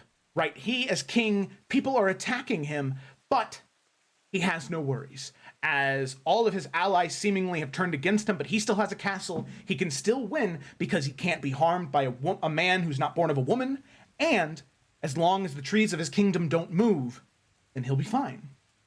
So, in McElrin's keep, in his castle, in his main throne room, we hear him speak, and you see him armored and armed, ready to fight if something happens. And he says, "Hang out our banners on the outward walls. The cry is still they come. Our castle's strength will laugh a siege to scorn. Here, let them lie, till famine and the argue eat them up. Were they not forced with those that should be ours? We might have met them dareful, beard to beard, and beat them back homeward." And partway through that line, he's cut off by the cry of a woman, the cry of Melina's voice, screaming, a blood-curdling scream. And he says, "What is that noise?" "It is the cry of women, my good lord." You can see that man run off to see what that noise was. And McElrin says, "I have almost forgot the taste of fear. The time has been my senses would have cooled to hear a night shriek, and my fell of hair would add a dismissal, triste to ruse and stir, as if it weren't in it. I have supped full with horrors, direness familiar to my slaughterous thoughts, cannot one start me." You can see that man re-enter, and McElrin says, "Wherefore was that cry?" "The queen, my lord, is dead." You can see McElrin sort of pace and look around, and then sit in his throne. She should have died hereafter. There would have been a time for such a word. Tomorrow and tomorrow and tomorrow creeps in this petty pace from day to the last syllable of recorded time. And all our yesterdays have lighted fools the way to dusty death. Out, out, brief candle. Life's but a walking shadow, a poor player that struts and frets his hour upon the stage and then is heard no more. It is a tale told by an idiot, full of sound and fury, signifying nothing. You can see a messenger enter from stage right, the opposite way that the man entered from before. And you can see that he is anxious, stepping quickly. And McElrin looks to him and says, "Thou comest to use thy tongue, thy story quickly." "Gracious my lord, I should report that which I say I saw, but know not how to do it." "Well, say, sir." "As I did stand my watch upon the hill, I looked toward the burnham, and anon methought the wood began to move." You can see McElrin stand up, anxious and full of fear. He draws his sword and prepares to fight. One of the three parts of the prophecy maintained. He is not sure, or one of the three parts fulfilled. Something is happening, and he needs to make sure that the other two things aren't going to happen. So then we finally go into this final act, these final few scenes of McElrin. As people are really ready to get up and leave, the action happens. You can see 10 to 20 people run on stage, fighting, slashing with swords, blocking with bucklers, shooting arrows at each other, people dropping like flies onto the ground, and then eventually, as there are heaps of bodies laying on the stage, blood beginning to pour off of the stage into the seating area, you can see McElrin begin to make his way through the fields of body, and you see another approach. Macduff, the one who he was told to fear, and the two of them break into a sword fight, slashing at each other, clashing, none of them able to strike a blow, and McElrin says that he will never be able to kill him because he cannot be hurt by a man who is not born of a woman. And Macduff reveals to McElrin that while he was born from a woman, he was cut open from his mother's stomach, not in a traditional birth, but in a C-section. He was ripped out that way, as that was the only way for him to survive. You can see the fear and anxiety fill McElrin's face, as he tries to fight Macduff, but ends up failing. A few well-placed slashes.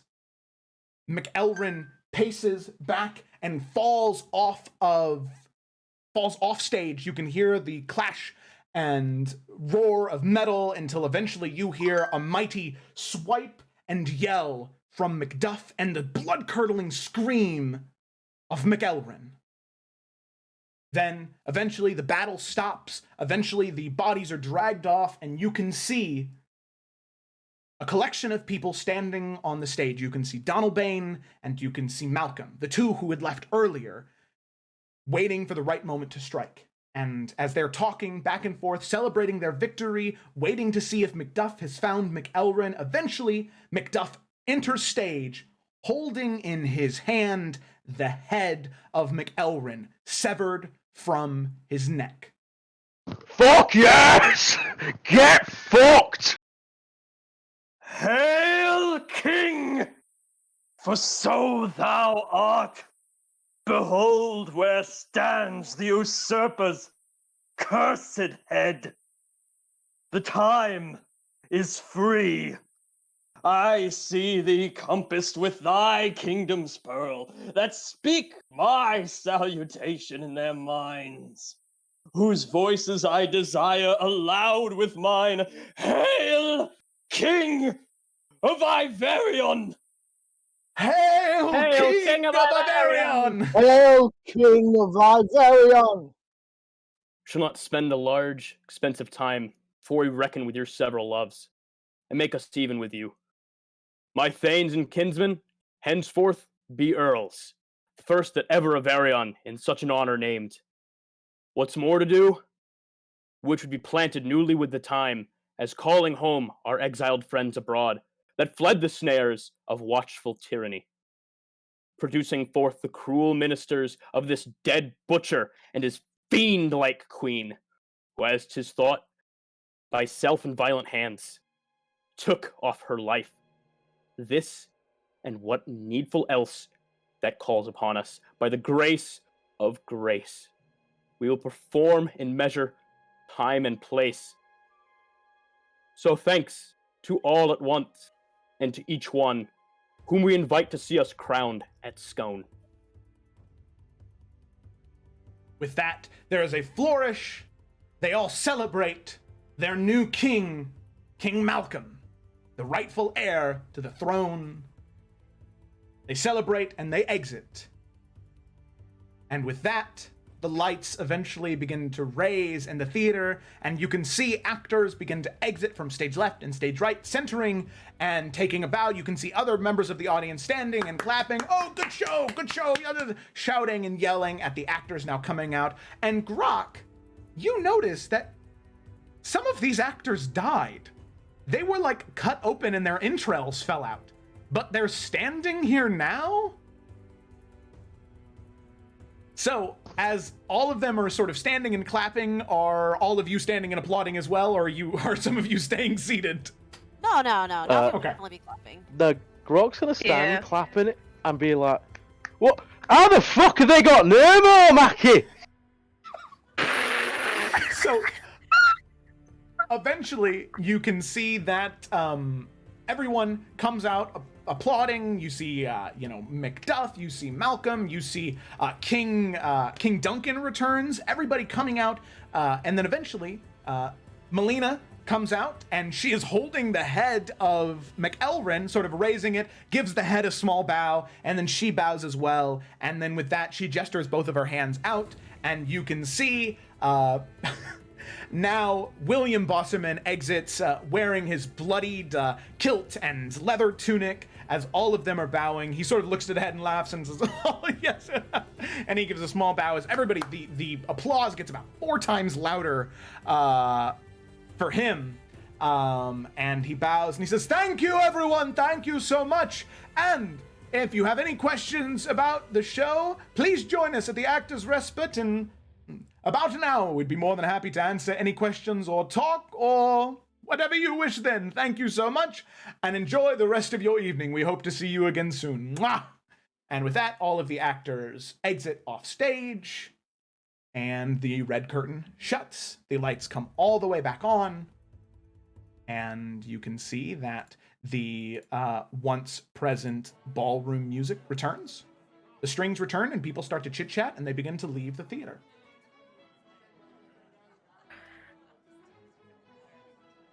Well, Grog, what'd you think? Oh, no, it was sound, but I mean, it's not just me, right? There's fucking dead people. I thought we were fucking killing them. There's fucking dead people alive back there. Well, you see, Grog, my friend, that is what's called the magic of theater. Well, it's not fucking magic of fate. It's magic of fucking Nermo, Mackie. I'll go back and smash him. I'm not asked. No. No, it's part of the show. It's not necromancy. It's a different kind of magic. You see, magic of the theater. Oh, I understand. How Croc about we does not get you understand. something? How about we get you something to eat, friend? I think you've deserved it. Twig, dear, what did you think? I wasn't expecting any of that, but She's just like obviously very overwhelmed, but like happy overwhelmed. See? Stunned. They did a very nice job, and that's what theater can do. Eurydice? Thoughts? It was very entertaining. It was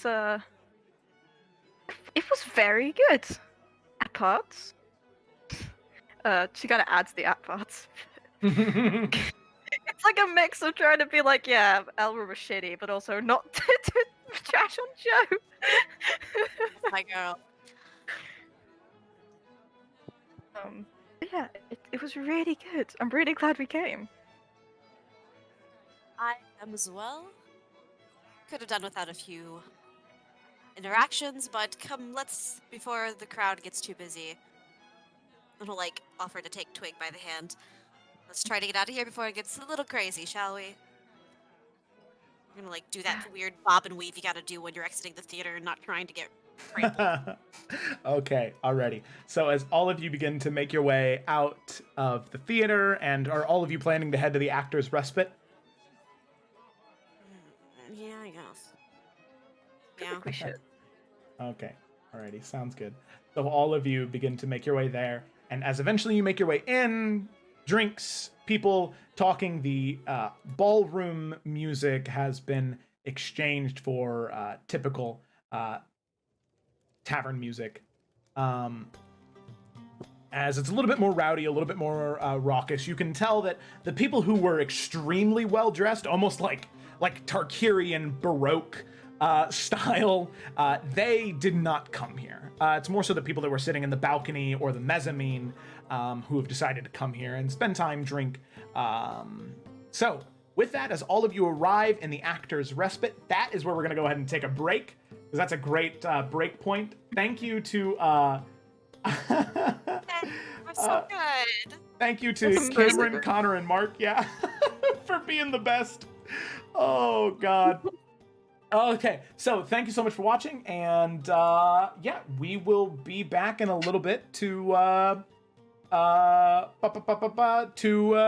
see how this breaks down, to see if there's an act off in the in the area. Okay. Oh gosh. Alrighty, we'll be back.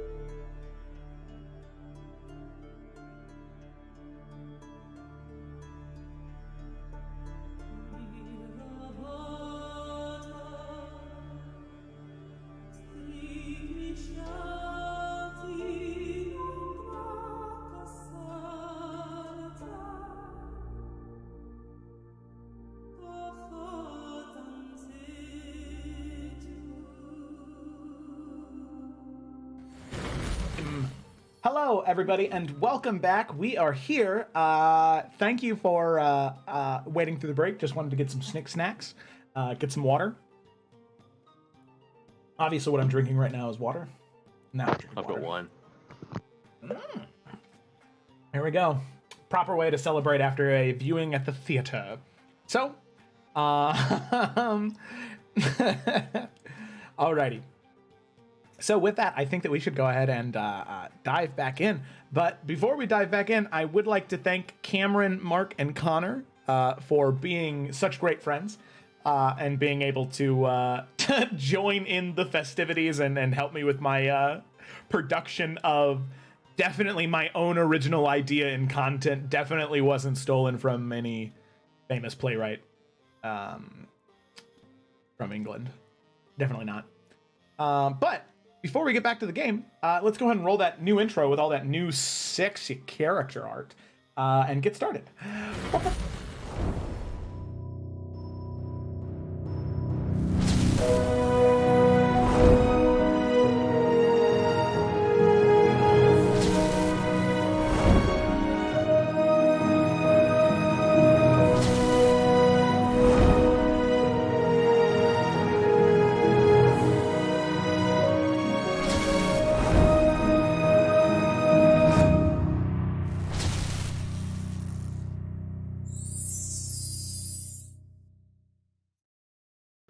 Alrighty, and we are back. And there we go. So let's go ahead and dive in. Don't boo the boys. The boys are the best.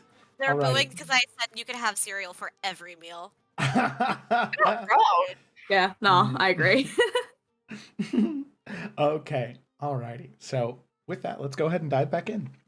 So picking up where we left off, you all had just gotten done watching a production of McElrin, a play about an ambitious king at the Bosserman Theater after running into an old relation of Nalfian, Melina Reinhardt, daughter of the captain of the guard and former companion to Nalfian. You end up seeing her perform as Lady McElrin, giving a fairly good performance, being manipulative and compassionate all at the same time on stage, and she gives a rather good performance. And all of you are invited, along with everyone else in the audience, if they so choose, to go to the Actors' Respite that is located right outside of the Bosserman Theater, and all of you decided to do that. The four of you headed off into the Actors' Respite, which is a larger 3-story tavern, definitely a little bit more gaudy and decorated with some nice trees and greenery outside. So let's go ahead and share with all. There you go. Look at that.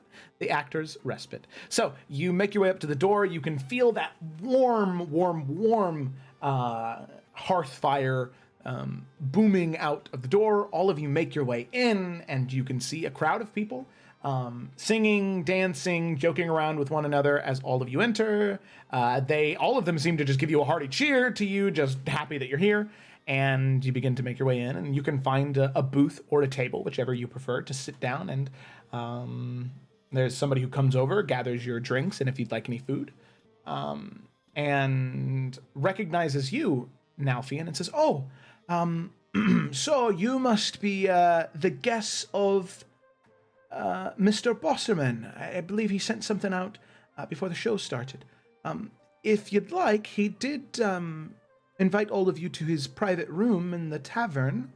You can stay here until he gets here, or..." We'll take him up on that offer. Of course. Would you like to go now, or would you like to wait until he gets here? Oh no, we'll surprise him. We'll go now. All right, very well. Follow me.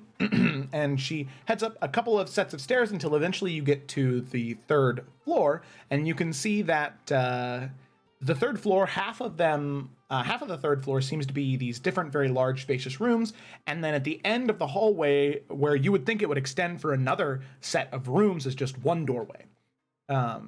And the waitress, she heads over and she says, "All right," and opens the door, after fiddling with some keys, unlocks it and opens it. Says, there you go. It usually takes him maybe a half an hour, 45 minutes after a show to get here, but he should be here soon. Oh, well, if we are here and we're dining on his tab, I assume, my friend here, kind of like gesturing to Rock, is starving.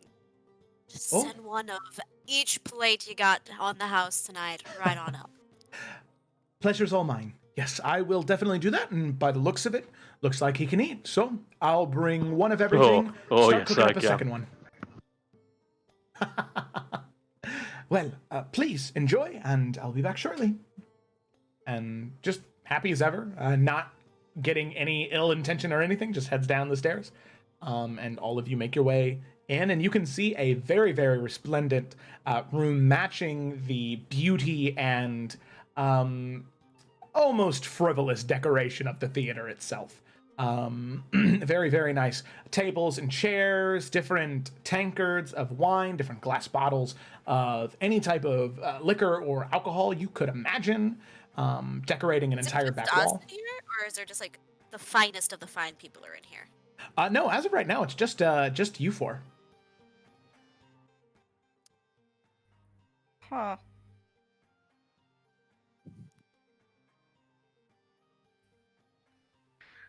Okay, I'm gonna ask Nalfian. I'm turn to Nalfian. It's like, is this normal? Well, if I'm being honest, I've never been invited up here before, so I say maybe. The man's got money, he owns the place. And if he's a friend of Melina's, I guess he wanted to impress us, perhaps? I mean, I'm not upset, and Nalfin's gonna, like, take a seat, put his feet up on the table. He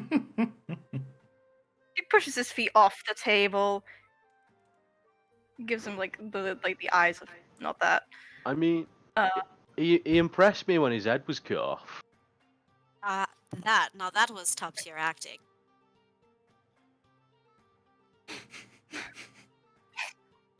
But, you know, when he came back, it was a bit, bit disappointing about the Nermomaki.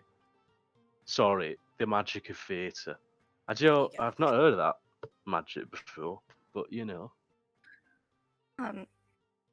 Well, it's very powerful. She like kind of wiggles her fingers. Magic of theatre, and then like little golden sparks appear. Spirit fingers. See? Magic. Big, you haven't said much. How does it feel basking in the glory of some great performances? Well, I still can't believe that you've been to multiple of these. I mean, I wasn't really expecting it to be so. I don't know. It was really good.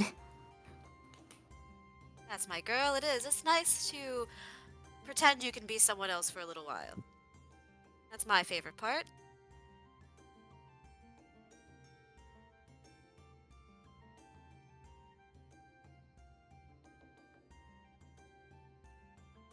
Vibing, right? Okay.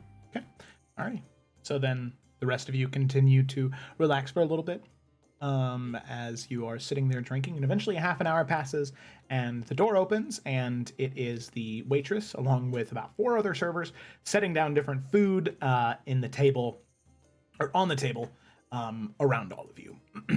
And you can see that there is anything from roasted duck to pork to steak, even like small ground meat patties, meat pies, chicken pies. There is so much food here, all prepared with care. Grok would move all the meats like away from Twig and like put it behind him. If there's like he'll like pull up another table behind him so she doesn't have to see the meat, and then just leave it behind him. Okay. So sweet. Aw. Yeah, you're able to pull a second table closer, stack it all up over there. Awesome. I mean, he's still gonna eat it, but he's not gonna. He doesn't want it right in front of her. Yeah, when they'll bring it out, she would have been a bit like uncomfy. Yeah. They also bring out different types of salads and desserts already. So anything from roasted marshmallow cream to cheesecake to like double chocolate Macavian cake. Lots of different things from different corners of the continent of Eridane, and really anything that you could want, you can find on this table in front of you. And Twig's just going for the cheesecake straight away. Oh, yeah, there it is. Okay. So this is baked cheesecake, so it's very rich, very creamy, with a very soft, crumbly, sweet graham cracker crust. So chow down on some wonderful cheesecake. So all of you sit there, eating, talking with one another, for a little bit longer, maybe 15 more minutes after that, and eventually the door opens, and you can see that there are 4 people that enter. 2 of them are Melina and William, and the other 2 are just seemingly guards that follow, probably just follow the 2 around, and they just sort of post up near the door. And one half-orc woman, the other a dwarvish man. William looks to the 2 of them and says, "No worries. I have a feeling we're in good company this evening. The 2 of you can have the rest of the night off. Please, go ahead. Get a drink on me." And he smiles and nods, and the 2 sort of look to each other and shrug their shoulders and head out. And then it's just the 4 of you and Melina and William. And The William, best company. Thank you very much for inviting us here. Wonderful performance, the both of you. And now he'll like give a little clap. Thank you. No, please. I've had a little bit of a head cold the past few days. I don't think I was giving my best, but as long as you enjoyed it, I guess that's all that matters, really. Well, so I wanted to invite all of you here because, well, Melina has had no shortage of conversation about you, Nelfian. And I was just hoping... Yes, I was just hoping to get to know you, and, well, it seems as though those that you travel with are quite the interesting individuals, and, well, I would just like to hear what you've experienced. I know that, well, judging from just that large gentleman right there, I can tell that all of you probably have some stories that you probably have and don't get to share very often, and I'll let you know I'm a very good listener. I see. Well, I'm not sure what all Melina has said about me, but there isn't much to know. I do a bit of traveling here or there, wherever a helping hand is needed. Mm-hmm. Very skilled in many areas. Fighting seems to be something I consider myself a very skilled swordsman. But my friends here, I just only started traveling with not too long ago, but we are doing very important favors for Lena's father right now, actually. Captain Reinhardt himself. So that's where we're in town. And I figured I'd bring my friends to see a performance. I've been very impressed with what you've put on in the past. Now, tell me, and I might be misremembering, and I apologize if I am, but when you were in Raven Rock initially, were you involved in any of the smaller theaters' productions? Well, I never really got around to having the time. Like I said, my skills elsewhere were needed. But I did see a few different productions. Oh, you did? I did. Well, Nelfian, I hate to put you on the spot, but listen, I Well, I hate to admit it, but there's been somewhat of a drought happening recently. It seems like everyone that's been coming to Raven Rock with the hope to be an actor, they're all hacks. They don't have passion. They see the wealth and the money that it's been able to get me, and they want that. They don't care about the craft, about the art. And I have a feeling you do. Delphian's like eyeing him because he can't tell if he's bullshitting him or not. Can I roll an insight check? Yeah, make an insight check. You messed it up. There were supposed to be no Oh, rules this sorry. game. Dang Sorry. it, Kayla! I can't tell if he's like I can't fucking tell. Oh, I have enough like +0 to insight. Okay, 12. Okay. As far as you can tell, it seems like he's being pretty genuine. You know, he's just asking a question. He's trying to get a feel for the terrain right now. So yeah, Delphian's just listening, and he's just he starts by narrowing his eyes at him, like But the more he talks, and the more like respecting the craft and like all that jazz, Delphian will just like that grin will start to creep onto his face, and you'll see that little sparkle in his eyes kind of return, and he'll say, "Well, as I've been telling my friends here, and I'm sure Melina can tell you, I am a bit of up-and-coming actor myself, and I'm sure if ever I'm in town, if you're in the need of actual talent, I'm sure I can lend my hand."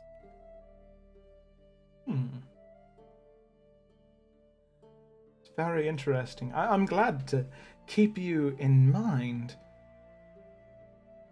Tell me, what other productions have you been a part of? You said that you're up and coming. Have you ever been involved in a production ever?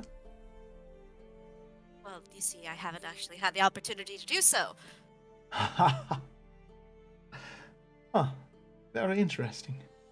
That's not to say that I can't. Yes? Yes, exactly. That's not to say that I can't perform. Well, good to know. Well, how about we get a few drinks going around and maybe some juice for the little one, and we can talk a little bit more.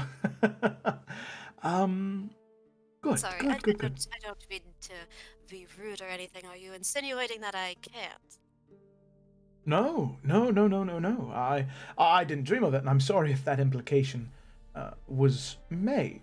I was just simply going to have all of us drink a little and loosen up a little, and then I was thinking that maybe, if you would be so inclined, you could show me what you've got.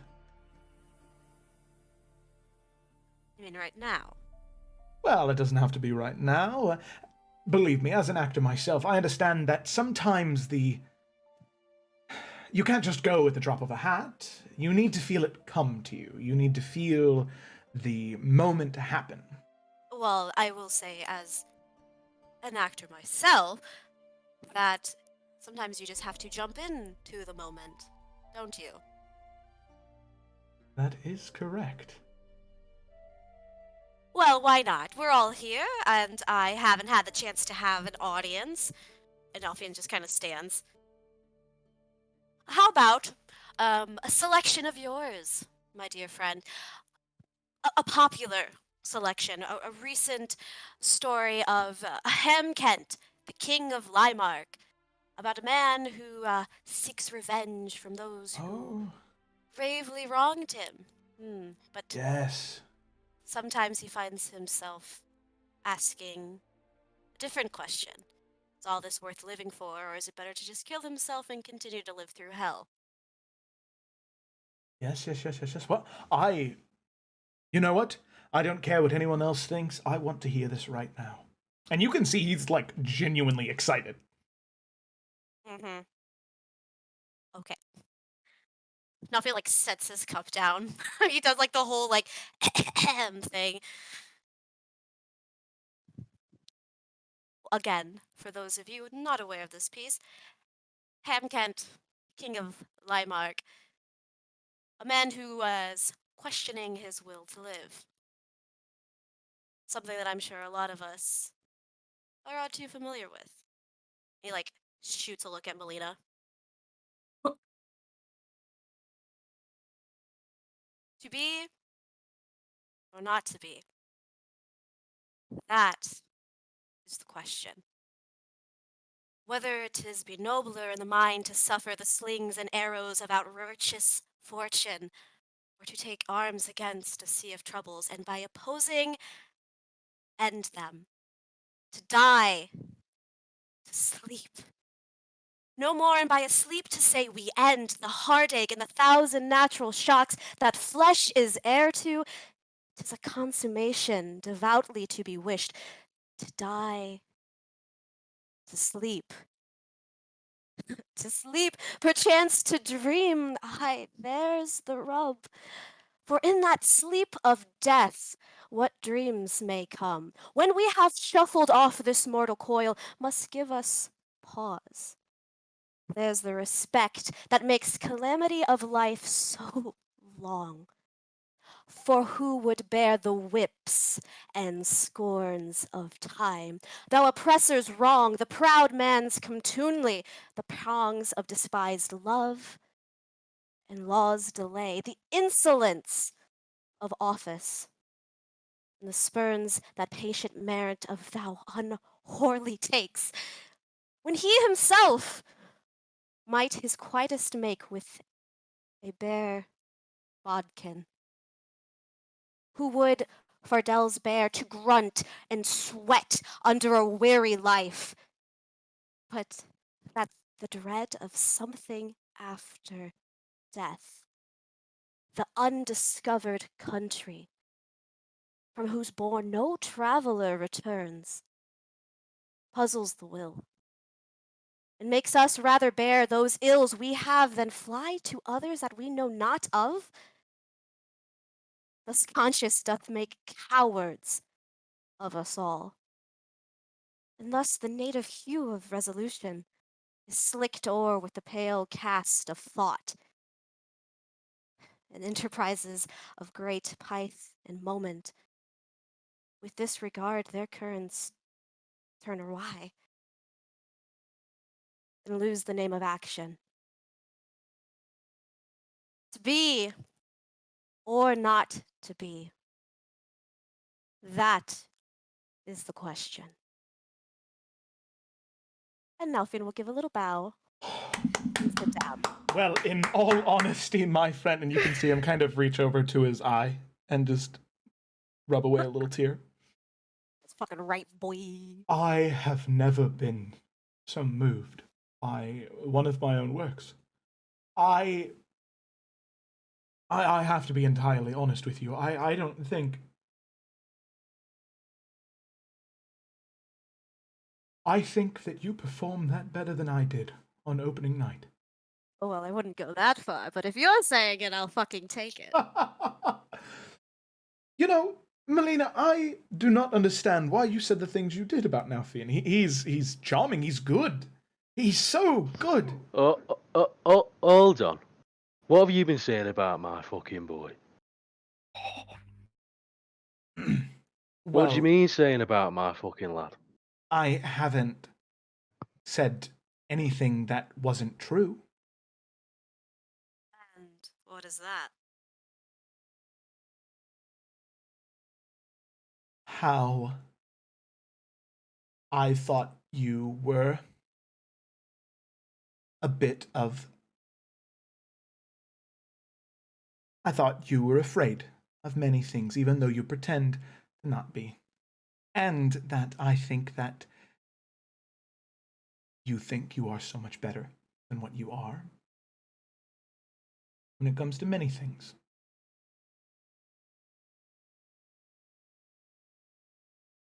And that even though I had such great feelings for you, and you said that you might one day feel that way about me, you left.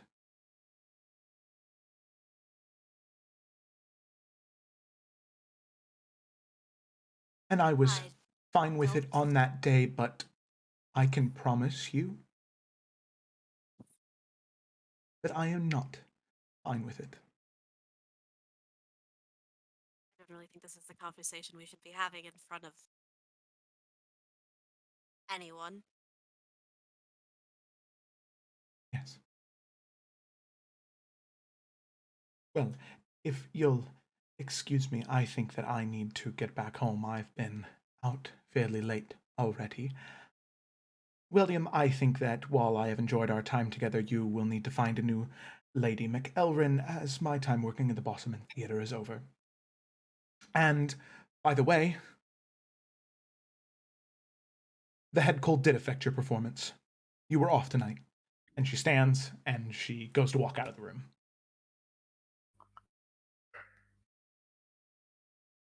Yes. Well. Farewell. Till we meet again. I mean, I thought you were alright. I thought that was a bit harsh. Rather unnecessary. I agree. Listen, I know in all of my works that they always go after them, but it's all right with you. I think I prefer all of your company to hers. I mean, I can't say I fucking blame you, mate. Pull a pint. I will pull a pint. I think that sounds rather nice right now.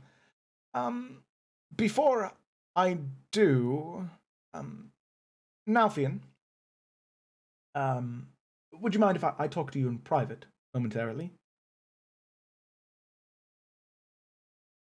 Perhaps at another time. So be I it. don't mean to take away from your lovely dinner you've prepared for us. Please, everyone, eat, drink, be merry. Snalfian look okay. He does not. But he's gonna eat and drink anyway.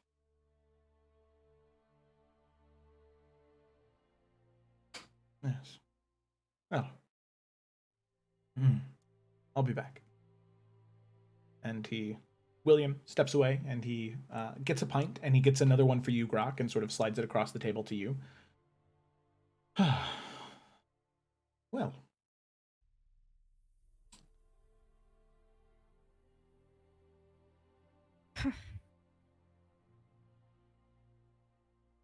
I think that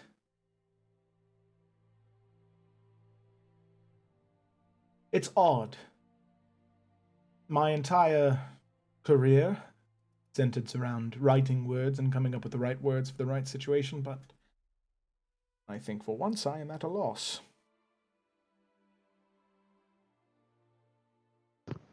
Well, I mean, let's talk about something. I mean, what Twig? Did you say there's fucking cheese in a cake? That's fucking mad.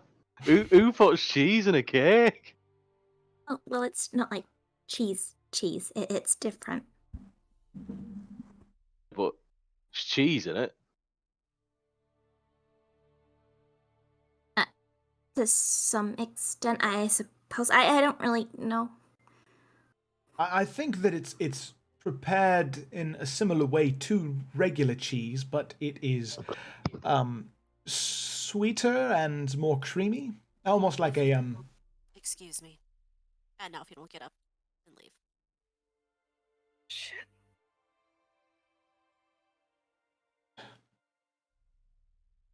Well, don't I feel like the daft one? I think that one of you should take a note from one of my plays and maybe go after him. Doesn't exactly seem like my place. Yuri's gonna get up.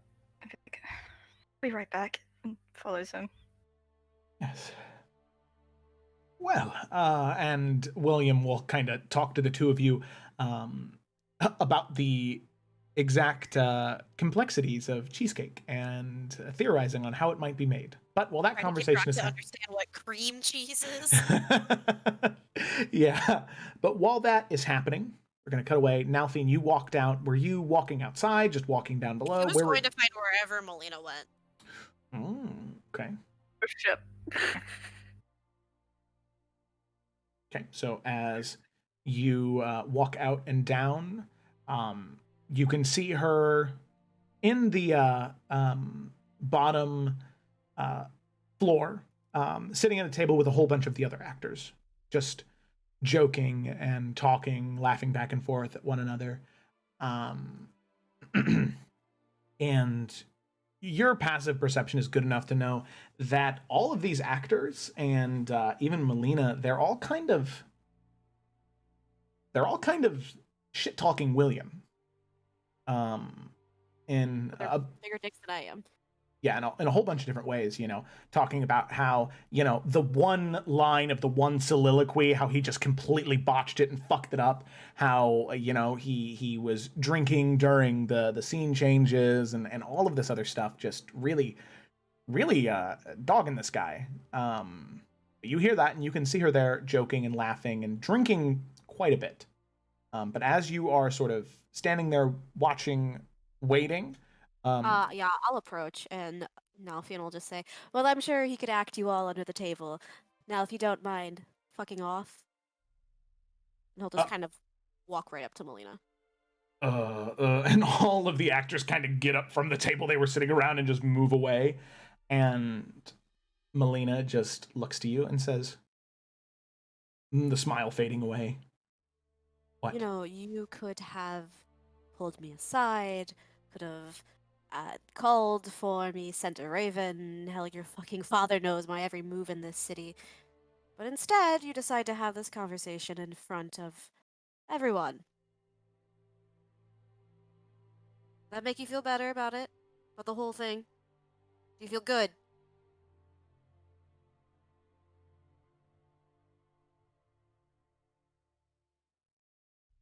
And she just stares at you, the brows dropping. Now you've nothing to say. Do you realize that the entirety of the time we spent together, it was me always telling you how I feel and how I felt? And you always had to be stoic. You always talked about demons in your past and how you could never talk about that or anything. You left me in the dark, and I still cared about you. I didn't ask you to do that. I did anyway. And I still do. And I hate myself because I do. All I want to do is let go. Even now, when I am so angry. Because the one thing that I was good at, acting, the one thing that I thought that I had found that could finally be my own, you do it better. I wasn't. That's not what that was about. No, it's never what it was about, Nalfian.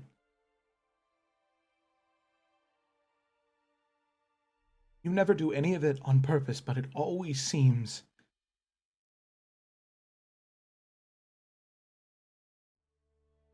Seems what? I don't know. I don't know what problems or demons you have because you never told me.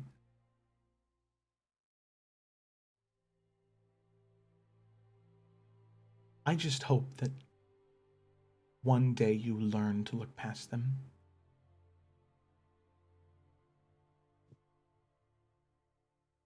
Learn to move on. Don't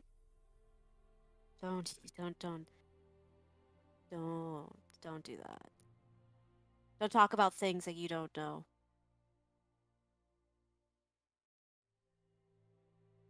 You're right, I don't know them. I never did, and I never will, because you like to keep everything so close under lock and key that the moment you think you're getting close to someone, you're willing to push and yank them away, tear them away from you, run away in the middle of the night. All right. Listen. I know what I did. I apologize. I am honestly deeply sorry. When am I ever genuine? But in this moment, I am. I am sorry. I understand what I did was wrong. I understand I could have done it a better way.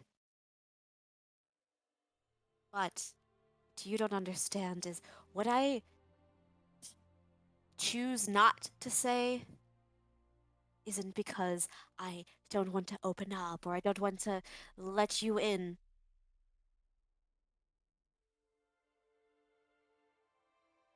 You don't understand because I don't want you to understand. I don't want any of them to understand. Darling, you are wonderful. You have always been wonderful. And that Eurydice girl, is she wonderful too?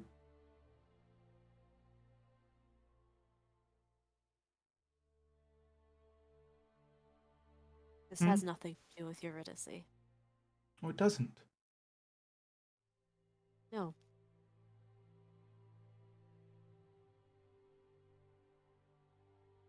It has to do with me. Alright? I am sorry that I cannot be what it is you want me to be. I just can't. That's not your fault. I'm not trying to make it out to seem as though it's your fault. There was nothing you could have done. And again, I don't say that because I'm better than you, because I'm not. I am not. I was very quickly reminded what I really am not too long ago. So please, for me, it is you who needs to move on. Look at how happy you were on stage. How you were laughing with William. That's what will make me happy, is seeing you happy. Don't give up on this. You're really fucking good at it. Better than I am. I only did that shit so the little prick would be impressed by me.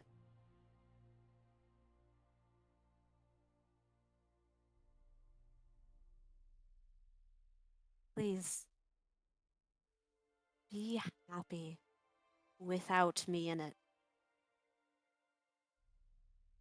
Can you do that for me?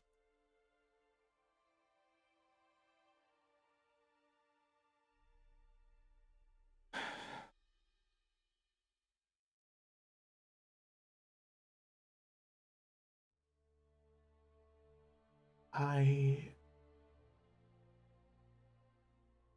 you see her just gaze into your eyes. Those soft blue eyes.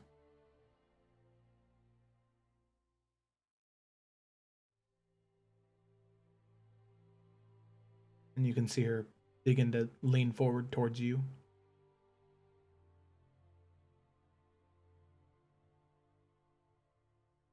Leaning Just gonna closer, pat her on the hand. closer.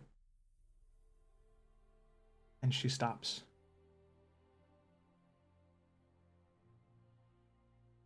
And you can see her swallow. To move on.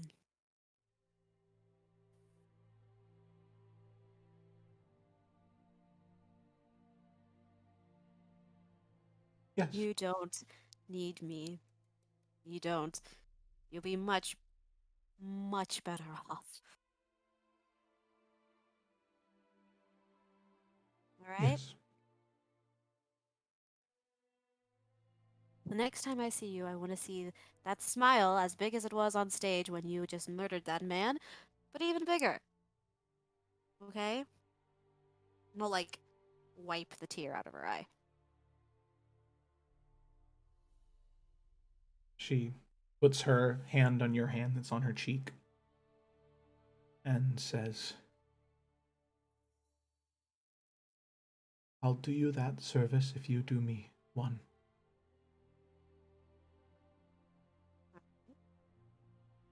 And she pulls the hand off of her cheek and holds your hand in both of hers.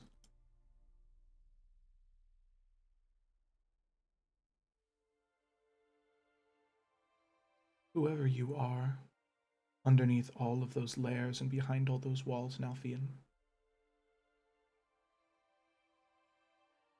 you could never show me. And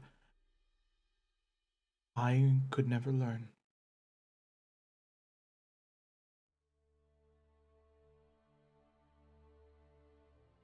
But that man, how quickly he was willing to jump to your defense, the way those two girls look at you,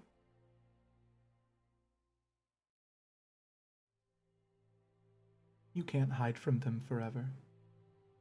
And I have a feeling that if you tried to run away from them, they would chase after you to the ends of the earth. I said it before, and I'll say it again. I loved you, Nalfian. But okay.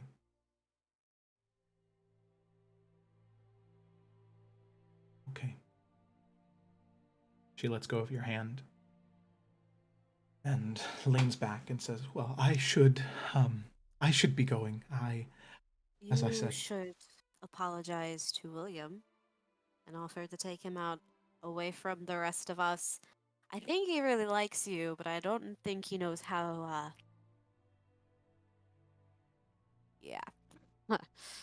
to handle this kind of thing. I think he, in his playwright mind, thinks that a happily ever after will just magically happen. I check back in sometime tonight. I'll wait down here, and when he leaves, I'll say something to him then. Alright. But please, probably for the next few hours, he's going to want to pick your brain as the marvelous actor that you are. Well, I never fail to entertain, now do I? That you don't. And she stands and be happy. she smiles a little bit and she kisses you on the forehead. And she walks away. She rejoins some of the actors, and you can see that some of the actors, they like try and are whispering to her, like, what was that? What was happening? And she's like, no.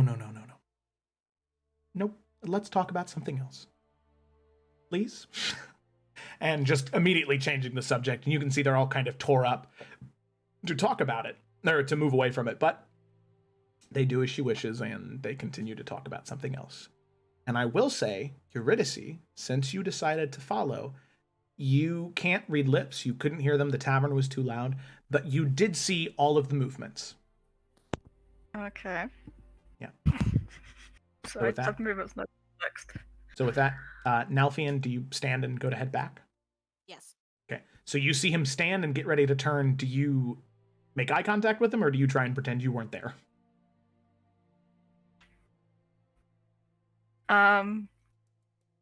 She's gonna back up and then like come down as if she just came down. I didn't see any of it. Okay. As soon as Delphi gets to her, he's just gonna like take her by the hand and say, "All right, let's go get drunk, shall we?" And kind of like pull her back up the stairs. She's gonna like pull on his arm a little, so they go a bit more slowly. So it's like, okay, are you all right? I am absolutely great. I would like a drink. Insight. He's lying. Insight, okay. I'll tell you that. No insight check necessary. He's lying. Okay. She pulls a little bit again. Look, I'll get drunk with you. Okay. Sounds like a lot of fun. But are you okay? And I would request that you don't lie this time. Eurydice, I am here.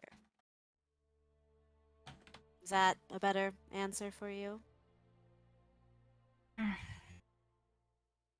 Sort of. All right. About that drink. Alrighty. So the two of you head back up, and after about 20 minutes, you eventually return, and Grok and Twig, you can see that William has tried to construct a small, little butter churn, and with forks and stuff in a cup, and he put some cheese in there, and he was like, "Oh, all right. So what I'm saying is I think that how it's and he kind of takes the cup and and he kind of puts it off to the side. Well, hello, welcome back. We were just talking about the performance, right? Yo, he was trying to show us how to make this fucking cheese thing. Nope, Look, we were practicing with some improvised games. See, yes, I can say things randomly as well. I would like to see Grok as a big purple unicorn. Right? Oh, funny man, Grok. How many drinks have you guys had already? I haven't had any yet. But I think I need one now. Alright, well, let's change that, shall we? Yes, let's change that. Shall we indeed? He's gonna grab some drinks and come back over with the wine. Didn't even touch his pint yet that he got with Grok. Was too into trying to explain how cream cheese is made. All right. And he begins to drink, and all of you do as well. And over the course of the night, unless there's any specific conversation you guys wanted to have, William he tries to get to know all of you a little bit more, and especially you, Nalfi, and he tries to ask you questions about why you thought certain things during the monologue, and what was going through your mind during this soliloquy as you were talking about it. He's taking down notes, just listening. And then eventually, he says, "So, all right. Now, I said it. I said it when all of you first walked in. What I think," and you can tell that he's definitely, you can tell he doesn't drink that often, because, he's maybe the pint and maybe, a wine glass or two in, and he's already over enunciating all of his words, he's really trying to act sober. So what I think, and I said this when all of you came in originally, but you all look, especially you, pointing towards you, Grok, you look like the adventurous type. And listen, I have been struggling. I've been struggling with my next work. Because listen, I don't know if it exactly, I don't know how familiar you are, those of you except Nalfian, how familiar you are with verse, where the majority of my plays and all of my soliloquies. What? You know how bards, they sing songs and they rhyme? I can sing a sea shanty. Exactly, like sea shanties, they rhyme. I do that same thing, but with no music, and I need to make sure that all of the lines are about the same length. This is a very watered-down way of putting it, but that's about how it works. But the issue is anytime I think of a story, I try and write it, and it doesn't work out because there's just not enough. There's not enough. It just doesn't fit. It doesn't fit. And so I was hoping, because Melina had mentioned how Nalfi and you were more in the underbelly of society, and Grok, you look to be a sailor type, and sea shanties. And I'm sure the two of you, as lovely as you are, have some interesting stories, and I was hoping you could tell them to me, because I'm supposed to premiere a new play in 3 months, and I haven't even written a single page.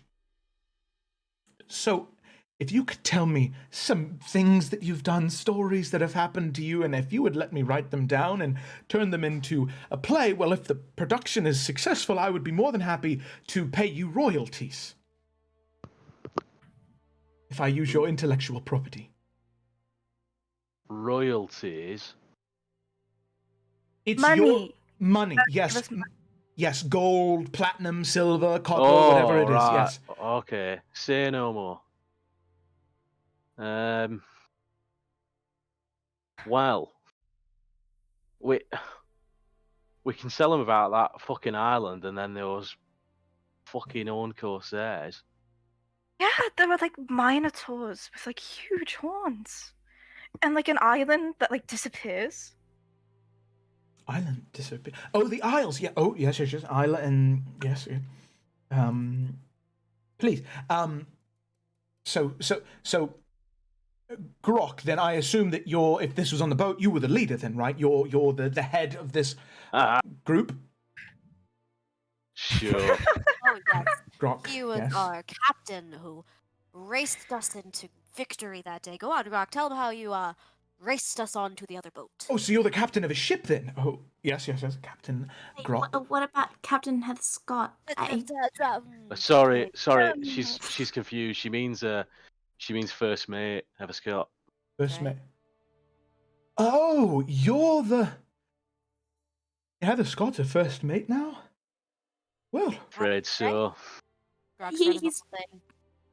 Twig, can I show you how one de-peels a grape real quick? Come here.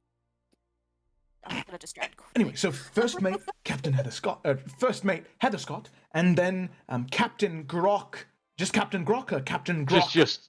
Just Grok. Yeah, Captain Grok.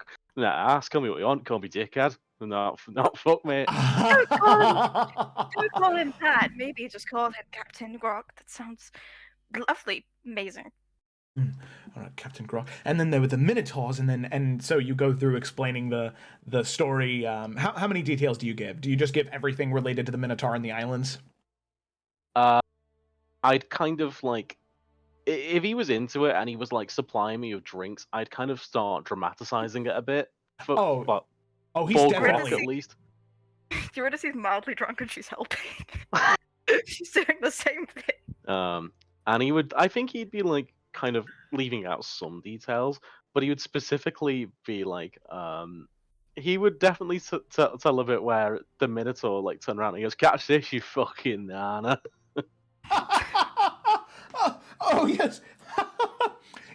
See, that's very interesting. I've never thought to have, and you see him take another swig of wine. I've never thought to have a type of comedic relief character also be the ingenue, where they are the person who is the protagonist of the story. They are the driving force behind it, but they're also the comedic force behind it. They are the perfect character. They can make an audience cry one moment, and then they can make them burst out into tears from laughter in the next. Grok. And you can see him just stare at you as if he's found a masterwork of art. I think that you are my saving grace. Oh my. Cool. Yes, you are. Yes! Oh, the ideas, they just do not stop coming. As he says this, he shows his like hand. He says, "See this tattoo that says duck? It used to say fuck." And they said, "You can't have that tattoo. You need, it's not appropriate." So they changed the F to a D. So now it says duck. From fuck to duck. Oh yes. That's poetry. It rhymes, right? Oh yes. That'll be the perfect. Seagrock will make an actor out of you yet, my friend. Yes. I can see the verse putting itself together right now. Oh yes. You, Grok. I can guarantee you are going to become a very rich man from this play. Yes. Watch this play flop. No, all works written in a drunken stupor succeed. So the night continues on. He is very much enjoying listening to the stories that you're telling, and eventually, it gets to the point where he can't enunciate, where he's now just slurring. He's like, "So, if I'm understanding this correctly, you so just so I can know for the oh fuck the exposition, why did you have to change it from fuck to duck?" Well, you see, I didn't think it was an issue, to be fair, but we went to this like fancy dinner, and they were like, "No, you got to give a good impression," so I had to be, clean. I couldn't have a tattoo that says "fuck," but they changed that one. But now I've got these clothes on, but I've got a cock on my arm now. Got a cock on your arm.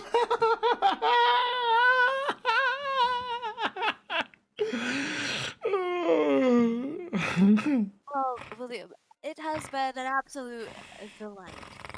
Oh, this one, we need to get her off to bed, and I think you need to have a good sleep yourself. Yes. Besides, I have very important business to attend to tomorrow. So, again, thank you many times over for the wonderful performance, the food, and the company. It's been a treat. I apologize for my outburst, but as a starving actor myself, I appreciated the opportunity to perform. Yes, Nalvian, the next time that you are in Raven Rock, I really encourage you to come see me, because the Prince of Posutu needs a new lead, and I think that you could be a great Baramichi. You have the... Can you sing? I don't know. Can you sing? I can, but perhaps another night.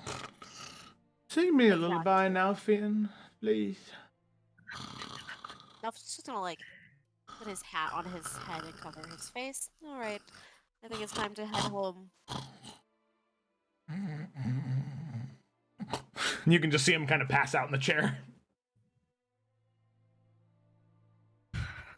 We're just gonna kindly exit. Okay. So the four of you exit the actors' respite, and you can see that Melina and some of the actors are still here. And as the four of you walk down the stairs, the actor playing Macduff says, "Tell me, is he up there?"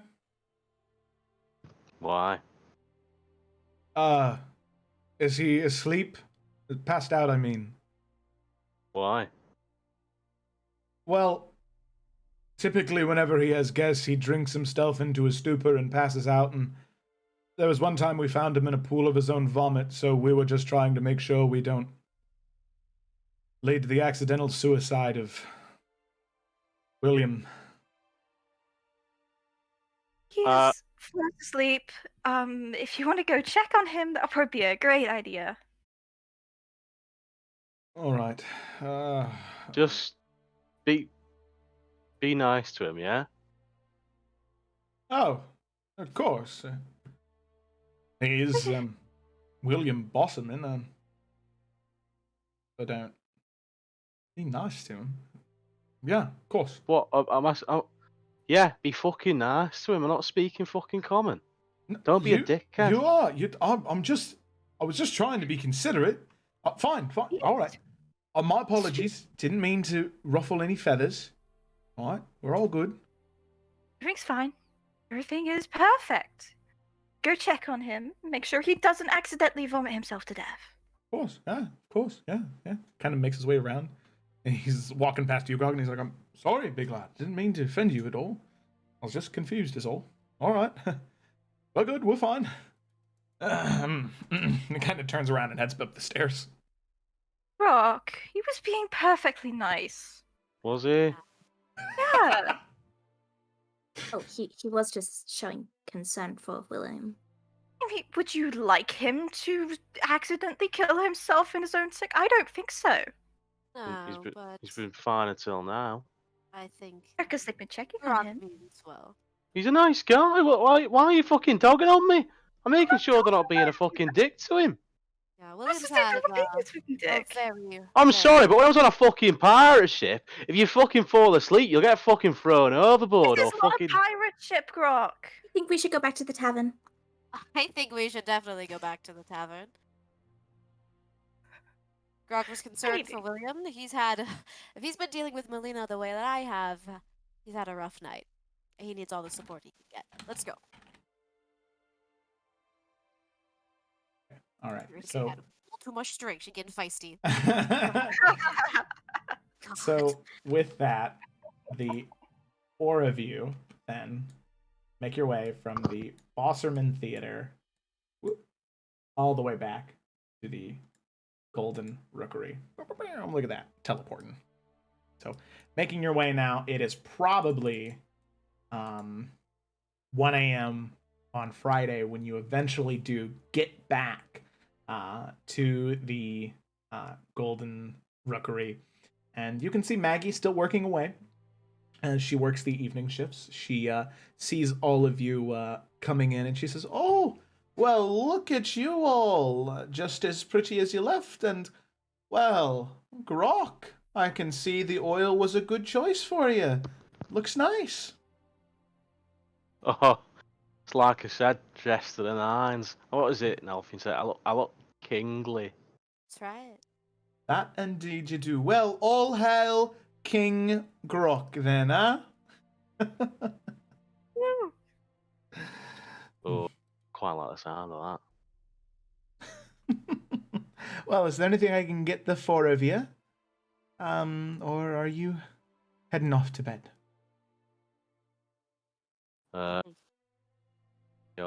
It's bed for me. Just you watch out for those runaway mirrors, Maggie. Runaway? Sure, I'll be on the lookout for him. Of course. She kind of looks to you, Eurydice, and is like, "What?" Yeah, the mirrors run and they come at you and then you hit them. But just try not to hit them because it's not a good idea. So if you grab them by the frame and you put them back. You know what? I understand. Thank you. I'll be on the lookout for runaway mirrors and also apparently go get a broom. All right. Good night, Maggie. Good night. And that the four of you make your way up the steps and you head off into your rooms. I want to talk to Grok. Head to sleep. Okay, all right. So you head off to your rooms.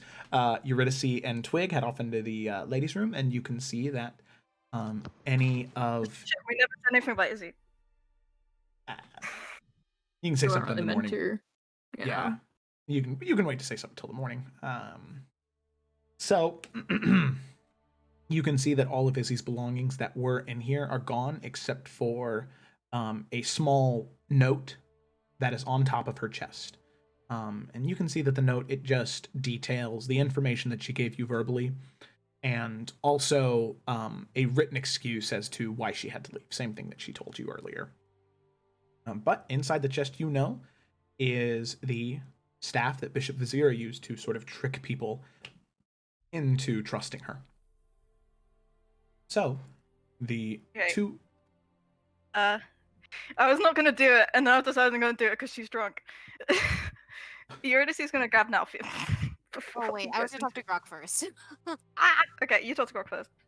If that's okay. Yeah. So, Eurydice and Twig going into your room, I mean, you would have gone and found everything and then sort of opened up the note and read it in that time. And it would have taken you a little bit of time to read it just because you are a little drunk. But in that time, Nalfian and Grok, the two of you head into your room. And you begin to change into something a little bit more comfortable. And with that, Nalfian, you can go ahead and talk to Grok.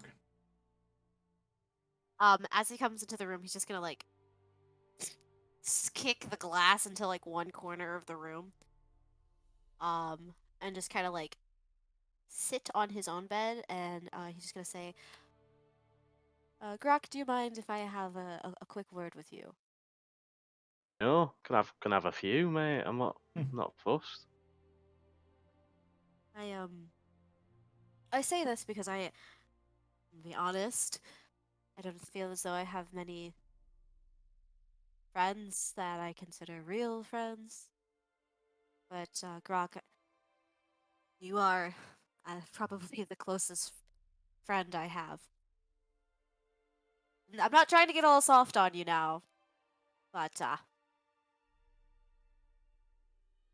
sometimes I find it hard to be honest with people, and I think that I'm very good at manipulating people.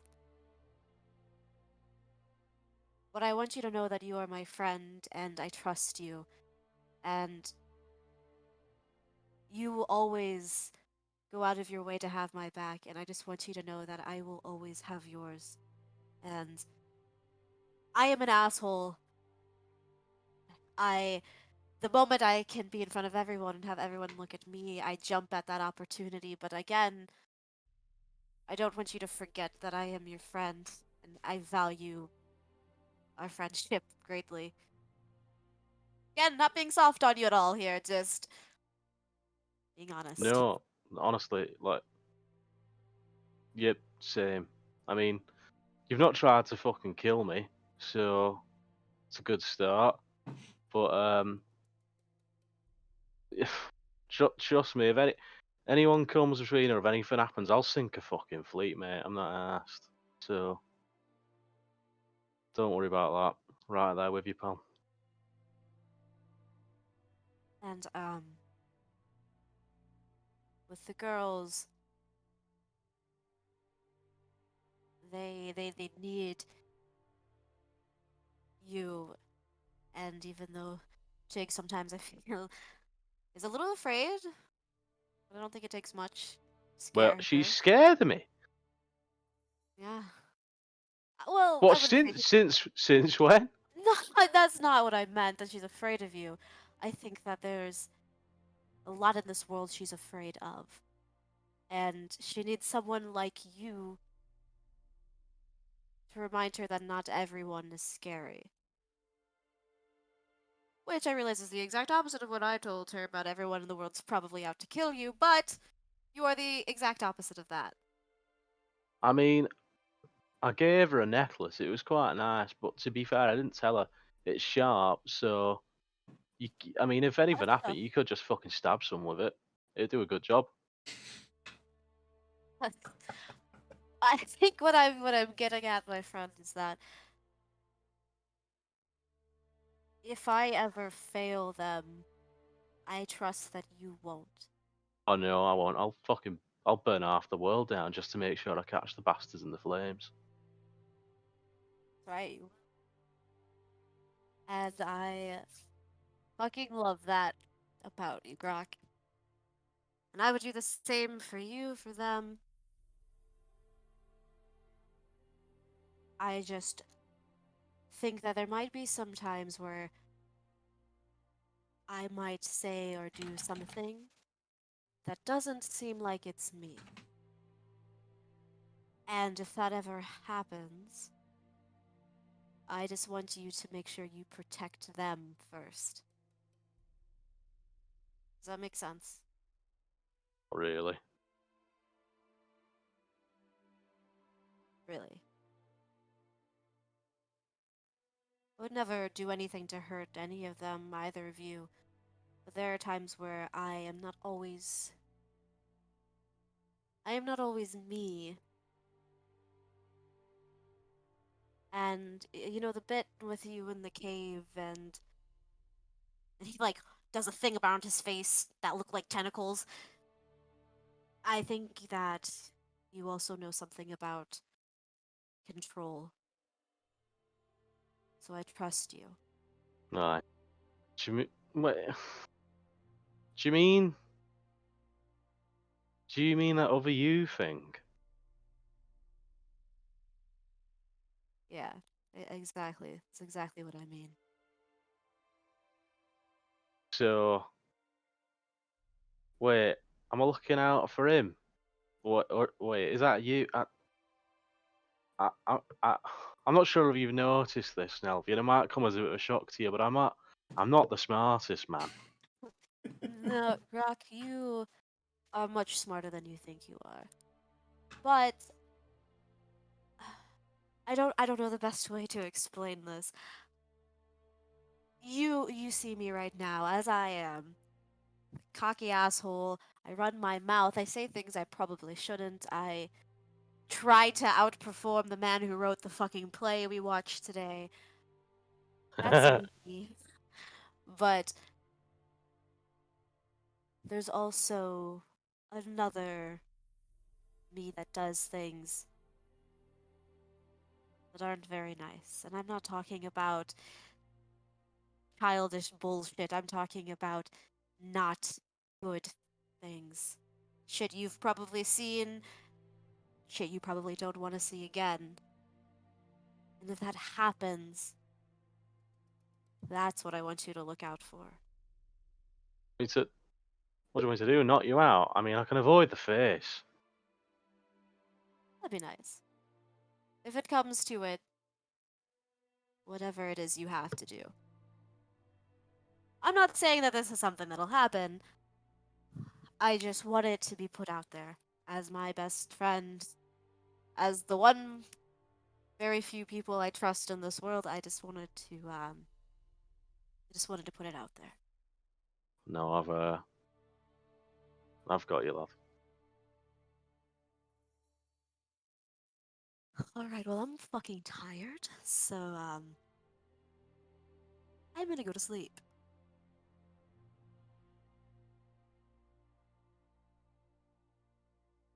Aye, Thanks, Grok. no worries. I'm gonna take off. I mean, don't get me wrong. I look kingly, but this shit's fucking scratchy. So I'm getting this kit off. So as the conversation begins to wind down, the two of you can hear a very fervent knock at your door. Fuck off! Nalfian was literally like his eyes were closed, like he was about to fall asleep. All right, I You guess can't tell me she knocks like that. You're She fucking doesn't have right, the exactly like strength. that. And he will sludge over to the door. Tell him to fuck off, Nalfian. Fucking do one. He'll open the door without Nalfian! opening his eyes. Fuck Fuck's off! sake. You're gonna see. Hello. What They can all I do. help you with today? Croc's got like a pillow and wrapping it around his head, just saying, fuck off. I would make this fast if I were you. I hate myself. Okay. It's gonna pull him out of the room and shut the door so Grok isn't right there. And she's gonna look at him, and she's got like rosy cheeks, and she looks like she's still drunk. Yes, no. I think that you need to go to bed. You look like you have quite the time tonight. Oh yes, it was lovely. He was lovely, and Grok had the most amazing storytelling. You should hear some of the embellishments. It was wonderful. Well, I actually had a question to ask you. And she's like holding him by like part of his shirt, like rather than just like the. And she's like, so. The theatre, I looked, they run on Thursdays and Fridays, and today is today is a Friday, because it is past midnight. Okay, sure. It's past midnight. Mm-hmm. Yeah. So, I know that we had a friend lunch picnic thing on the ship, but I was wondering, you like music, this has music, you like dancing, this is dancing. Would you like to go and see the other show with me? And not the others. Like friends go and see the show. Yes, as friends, you're going to see my dear, my darling. I would absolutely love to go and see another show, especially with you especially as friends. But my dear, I want you to try really, really hard to remember that you asked me this when you wake up in the morning. Okay? Okay. Why would I remember? I will remember, obviously. I'm really hoping you will. But in case you don't, I'll be there to remind you. Okay. Absolutely, sweetheart, we will. No, you, please. Before you, I'll, like, stabilize her. Before you, pass out, go to bed. And I will see you tomorrow. After we take care of some very important business in the caves. And he will, like, give her a nice little kiss on the forehead and try to, like, usher her back to her room so she doesn't fall. Okay. She just smiles. She's like, okay, I will go to bed. And I will remember. Can remind me if you want, but I remember. So yeah. Friends. Yep. Thank you. Good night. Finger Bye. guns. Good night. She's drunk. Oh, he knows. He's just waving. And then she's gonna go in and is Twig asleep? Trying to be. Like walks in and then just kind of flops on the bed. Okay. Alrighty, sounds good. So flop onto the bed, fall asleep, and all of you begin to sleep. And this time around, nothing terrible happens this evening. But before the rest of you wake up, Twig, you make sure to set everything up as Eurydice was off trying to talk to Nalfian about something. You assume to tell them that Izzy is no longer with all of you, that she had to leave. While she was doing that, you set up all of your things so that way, bright and early in the morning, you could go and do some investigating of your own. However, before we do that, I'm not going to go to a break, but I just need like a minute because I have to use the bathroom so bad. But I will be right back. Sorry, I thought I could hold it for 20 minutes, but I literally can't. I'll be right back. Sure, go. No, go pee. Do it. Go. Oh my god. Oh, okay. Eurydice, what the fuck was that? Right. She didn't think she could do it without being drunk. And Man, Just, absolute disaster. I love it. I couldn't with the grog. Yeah, like fuck This is off. the best part of it. I felt so bad. I was like, oh no, I can't do this anymore. Man. See Grok like laying, like wiggling back and forth in bed with the puddle over his face. That's literally it. Like, fuck off. I was ready for Grok to just like yeet the pillow at Eurydice. I feel like Go the fuck to bed. I feel like Grok would lob something harder, like a fucking mug. Oh my god, he would God. though without even realizing it, because he probably doesn't know that it's Eurydice out there. So he'd be like, No, he wouldn't. He Them even if he knocking heard the around. voice, he would just be Okay. drunk and annoyed. Okay. "Aw, All right. Nalfian might even reject her. That's what I was so scared of. I thought he might say no. I was like, Okay, I am back. okay. that's the fastest pee in the West." Well, I don't know what to tell you. Okay. So, with that, Twig, Yes. you wake up early and you have to go on a little bit of your own adventure.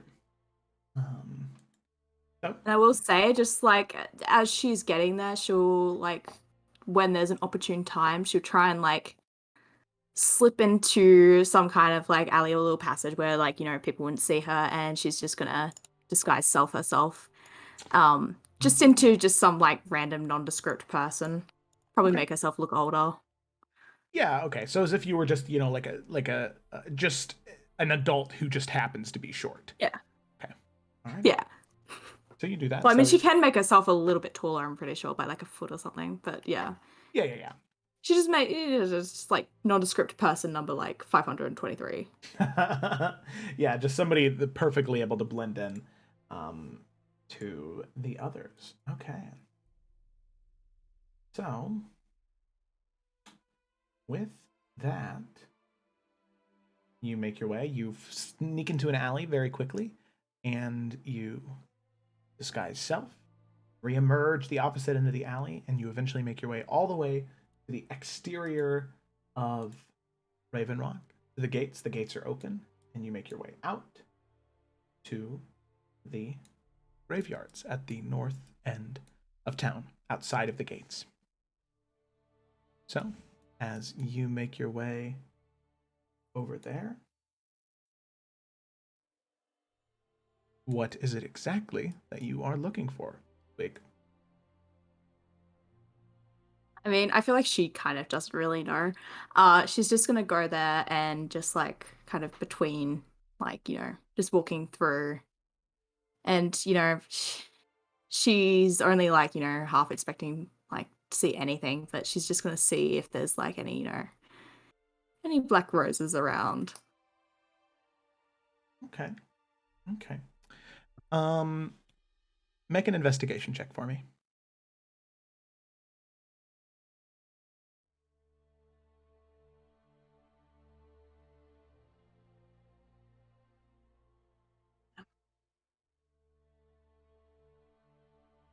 Okay. All right. So you spend, well, I guess it just depends. How long do you want to spend here?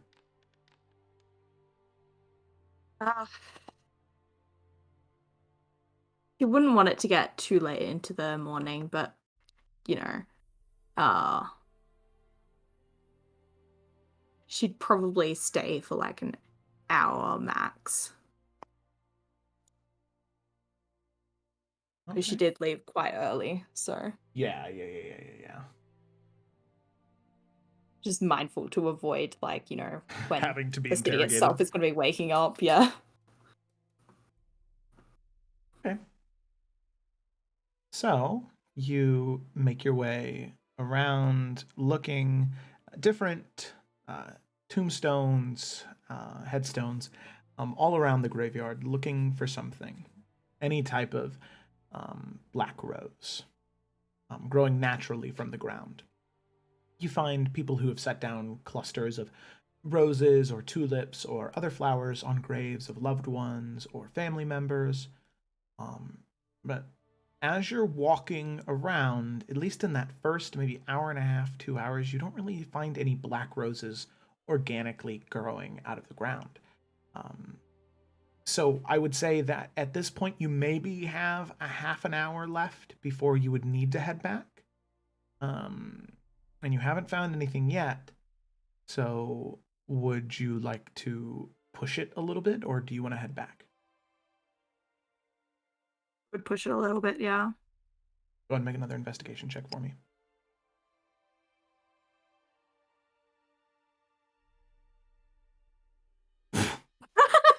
Same Damn. roll. That's crazy. Wait, I still have my fucking Christmas inspiration thingy. I have not used that. Can I use that? You can, yeah. Yeah. If it's a 2 again, I am gonna feel bad. I'll scream. We riot. It's better. Oh. Okay, 14. Okay, all right.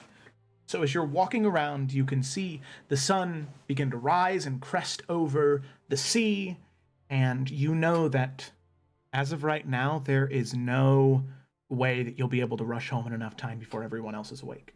You've pushed it, and there's a moment where you are torn, where you know that you need to run back now, so it looks less suspicious. You can just say that you were going to the market to get something, and then as you take a step back to retreat, you can hear almost like rustling, the sound of dirt breaking. And as you look over and down, you can see a small black rose growing out of the dirt. And another one. Till there are about 4 black roses that have grown out of the dirt in front of one headstone. For a while, she's just staring at the roses, but eventually she'll actually see what's actually written on it. if there was anything written on it. There's only one thing written on it. You don't know if it's a first name or a last name, but that is the word Forrester. Copy.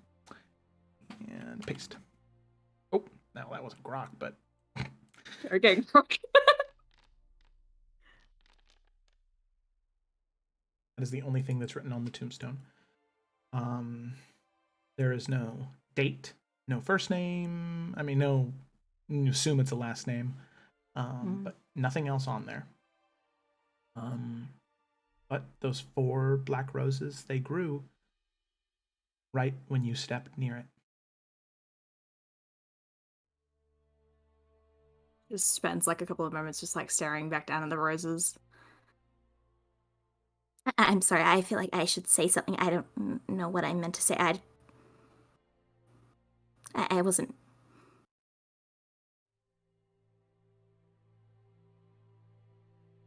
She's just gonna kind of stay there for a few more moments, and she's just gonna check to see if there's like anyone else around. You can see a couple of other people just paying their respects. They're nowhere near you right now, like nowhere near you. You can just see some small blips on the horizon of people near other tombstones, setting flowers down, saying words, heads bent, but nobody's close enough to hear you or barely even see you, especially with how you sort of cling to nature and to shadow. I also realized I should have at least brought flowers. I feel like that was been something I could have at least done, but well, I hope that you can't hear any of this.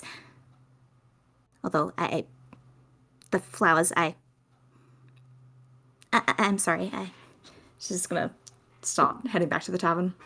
So as you're midway through your last sentence there, about talking about not having flowers or not bringing flowers or just stuttering and stammering, there's a voice behind you. Gruff man's voice says, "Oh, don't worry about it." And you sort of startle and jump because there was nobody there before, but now there is somebody. And you can see this older man, thick black beard, very brittle, almost like he's going to fall apart anytime the wind comes by and breezes past him. But he's just looking down at the grave, the black flowers sort of sprouting. And he sort of looks to you and says, "Seems as though this one is more lucky. Looks like you don't need to bring any flowers. Looks like they grow out of the ground for it. They say it's an omen. Good one. Means that I'm sorry, who are you? I'm nobody. Is that your name? To most people, yeah. I'm the groundskeeper here. Make sure nobody does anything bad to the tombstones and make sure that all the nature stays intact. But good omen when a tomb grows its own flowers. Forrester. Good name. I suppose so, yes. An older man. He looks human as there's no pointed ears, but his facial features are fairly androgynous, just terribly wrinkled. And anytime that he smiles, everything scrunches together, almost kind of like a pug, where it's just like the skin is so wrinkly and squished together. He sort of turns to you and says, "Well, have a good rest of your day, Grace." And turns away. And as you sort of nod and then have a moment, you look back and he's no longer there. Gone.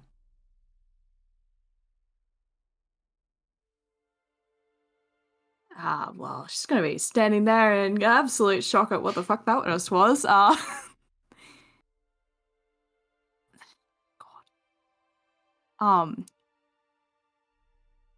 She's not gonna want to stay around much more. She knows it's starting to get late, but instead of going back to the tavern, she's gonna go back to that little lake thingy with the statue. Yeah. And, just try and like give herself a breather for probably like half an hour or so. Just collect herself, let disguise self, go away, and eventually make her way back to the tavern. The tranquility does help as you breathe and you feel at peace, at least a little bit, as much as you can in this moment. But eventually you make your way back, and just about when Eurydice, Nalfian, and Grok, the three of you are about to panic because there is no twig, as you're down in the main tavern area talking to Maggie, and she's like, no, listen, I have a few friends in the guard, we can maybe talk to them, try and... At that point, Twig comes in, and you can see that Nalfian, Grok, and Eurydice, and Maggie are all like talking together at the bar, trying to figure out where you are or what to do. They hear you hear them talk back and forth for a while, and they don't even notice you walk in, as you're so quiet and so stealthy as you make your way in. But the four of them talking back and forth, shouting at one another, what do you want to do, Twig?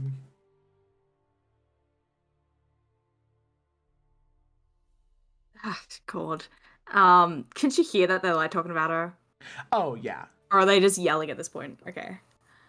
I feel like Grok is ready to tear the fucking place Yeah. down. Yeah, be yelling. And Nelson's like when trying did to you get him to not murder Maggie.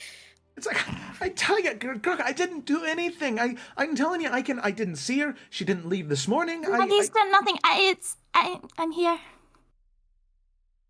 Oh, Twig. Oh my god. Oh, fucking hell. Jesus Christ, Twig.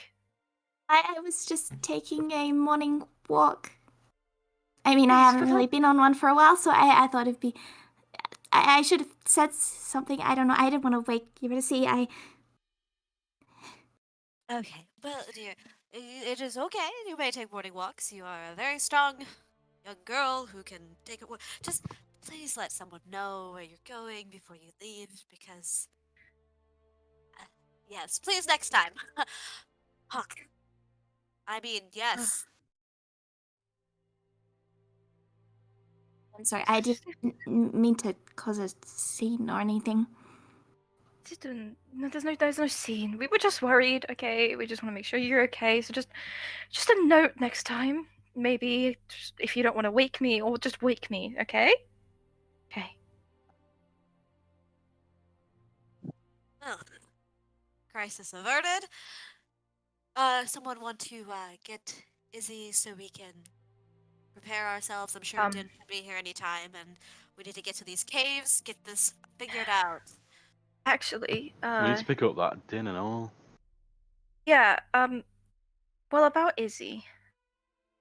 Oh, for fuck's sake, we missing another... Fuck me, let me get my anchor. One fucking No, minute. no, Fuck's sake. no, Grok, no. I'm going to explain this. Just sit down. So Izzy's not here right now. She actually had to go away for a bit. Are you gonna go get her, or Grok? You want to grab your anchor, because we can go and find No, her. no. She's on a mission for Reinhardt. And she said it is a special mission for him that is going to mean she's away for a little while. And she's not going to be back for a bit. And she had to part ways with us for a bit.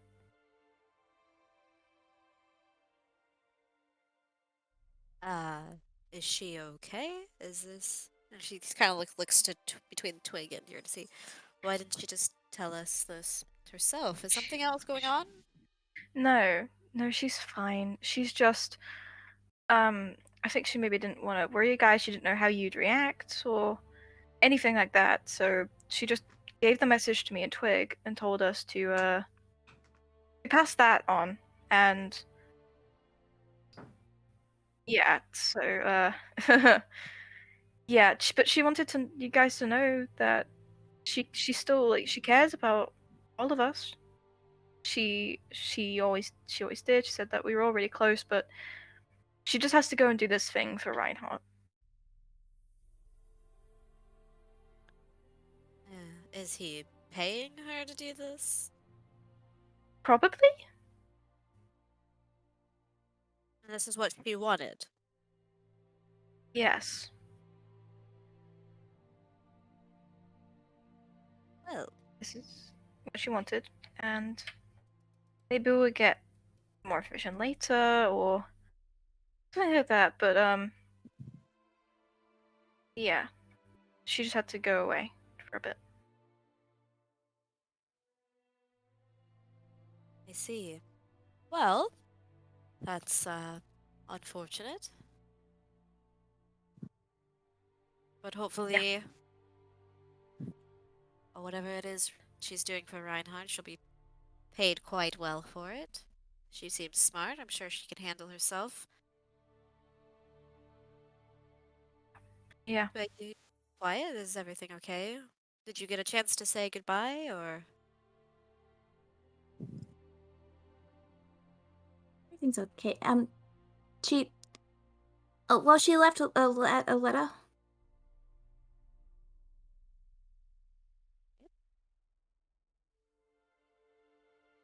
Yeah. Where's the letter? I imagine it's still just in our room, yeah. Probably. Mm-hmm. Was it the one that we're meant to show Nalfian and Grok as well? Yeah. Yeah, it was the excuse letter. Yeah. Okay. I go grab it then. Okay. All right. So she grabs it. The two of you can see that it's in her handwriting. It doesn't seem like there's any stress. Doesn't seem like she was forced to write it at all. It explains her situation, how Reinhardt has a special mission for her and one of Reinhardt's closer companions, Sentinel, which Nalfian, you do know Sentinel. And while you didn't ever necessarily agree with Reinhardt, Sentinel was actually interesting, at least for one, being a Warforged, and for two, kind of having a like that private entity outlook towards the law, where he wasn't a part of the guard, but he was hired by the guard. So he was at least cool, because he would kind of go against Reinhardt sometimes in order to get the job done. And it also explains the things about the vision that those cultists saw, and the Seeing Stone that is currently under protection by Reinhardt. What were those descriptors again? So those descriptors were that they saw 5 individuals surrounded by a table and books and chess. And surrounding that table, they saw one of darkness, one of evil incarnate, one of deceit, a fallen elite, one cursed and tragic, and another one of magic. And in the letter, it verifies that the one of magic is Izzy, because of the that's sort of what gave away her position when her and Sentinel were scouting. Gotcha. They saw her through that Seeing Stone. Thank you, Eurydice. Welcome.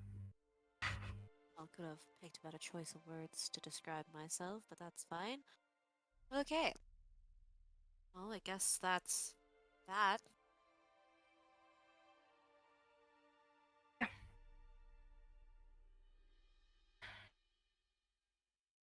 We should go get dinner.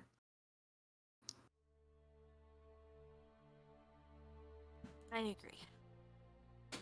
Grok, Today you ready to we're kill going some to the people caves. today? Oh, I'm sorry. What'd you say, Lisa? Just wondering if today was the day we were going to the caves. I thought so, right? Yeah, he just said 2 days. Okay. Nalf just said, Grok, are you ready to kill some people? Clap and Oh, smile. yes. Now, hold on. Let me get my anchor now. Aye. Great. Yeah, I'm gonna go properly sort myself out because she looked like she was in a rush when she got ready because of the whole twig thing. Yeah. Okay. So you sort yourself out, And that leaves Nalfian and Twig down in the main tavern area. And Nalfian, same as what happened last night, you can tell that Twig is not exactly 100% right now. She looks even more spaced out than what she did before. Unless, of course, Twig is actively trying to hide that. Then we might need some checks there, but... I mean, I think Twig herself is trying, but I really doubt that it's actually going to be doing anything. Okay, here. Make a deception check with disadvantage for me, as an effort. We'll see if Nalfian's passive insight can see it. You only got to beat a 10. That's my passive. Your passive insight, yeah. Oh, yep, you can tell. Yeah, no check necessary. She just seems a little off. Little bird, you want to tell me what happened on this morning walk? Nothing happened. I mean, it was just a walk. Things don't happen on walks. Well, last time we went on a walk together, you and your raccoon pals, they seem to have made you cry, so I doubt that things just don't happen on walks. Are you okay? Well, that was a little different. I mean, and they didn't mean to. I think they just. I think I might have said something that might have upset them. And, well, I didn't mean to, obviously. I just... Just hands in her lap, just looking down. All right. And he's like gonna squat next to her. You don't have to tell me, but if you are in danger or if you're hurt, we're here to protect you. And I don't want anything to happen to you. I mean, I thought Grok was going to... There's nothing to say.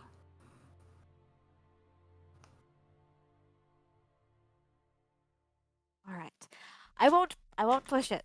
I won't. All right. Well, I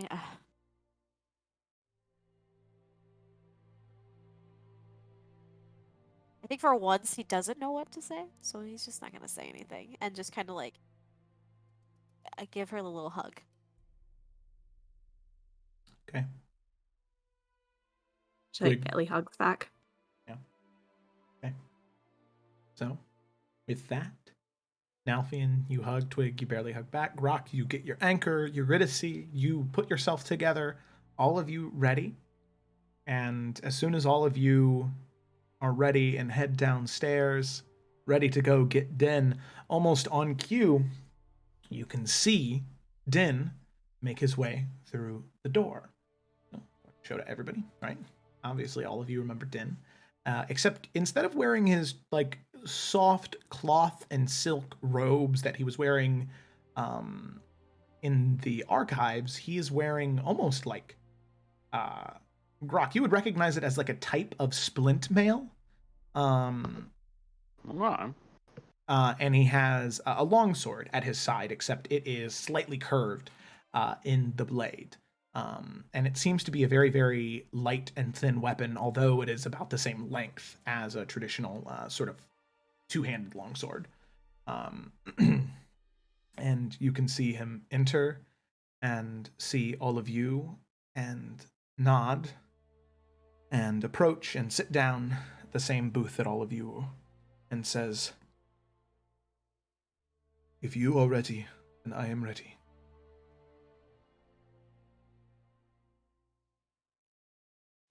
It's been a long time since we've killed anybody, and I'm very fucking ready. Plus, I want to try this fucker out, and he slaps the cannon. Well, I'm excited to see what it does. Oh, you'll see. I have not been in a fight, except for that one time, so we'll see how things work out. Don't worry. It'll be fine. And don't worry about these two with the bloodlust. I'm pretty sure it's been only like a day. It'll be fine. We'll help you, and you'll help us, and everything's gonna be great. Good. Well, I have horses outside of the gate for us. It's a half-day, half to three-quarters day ride on horseback.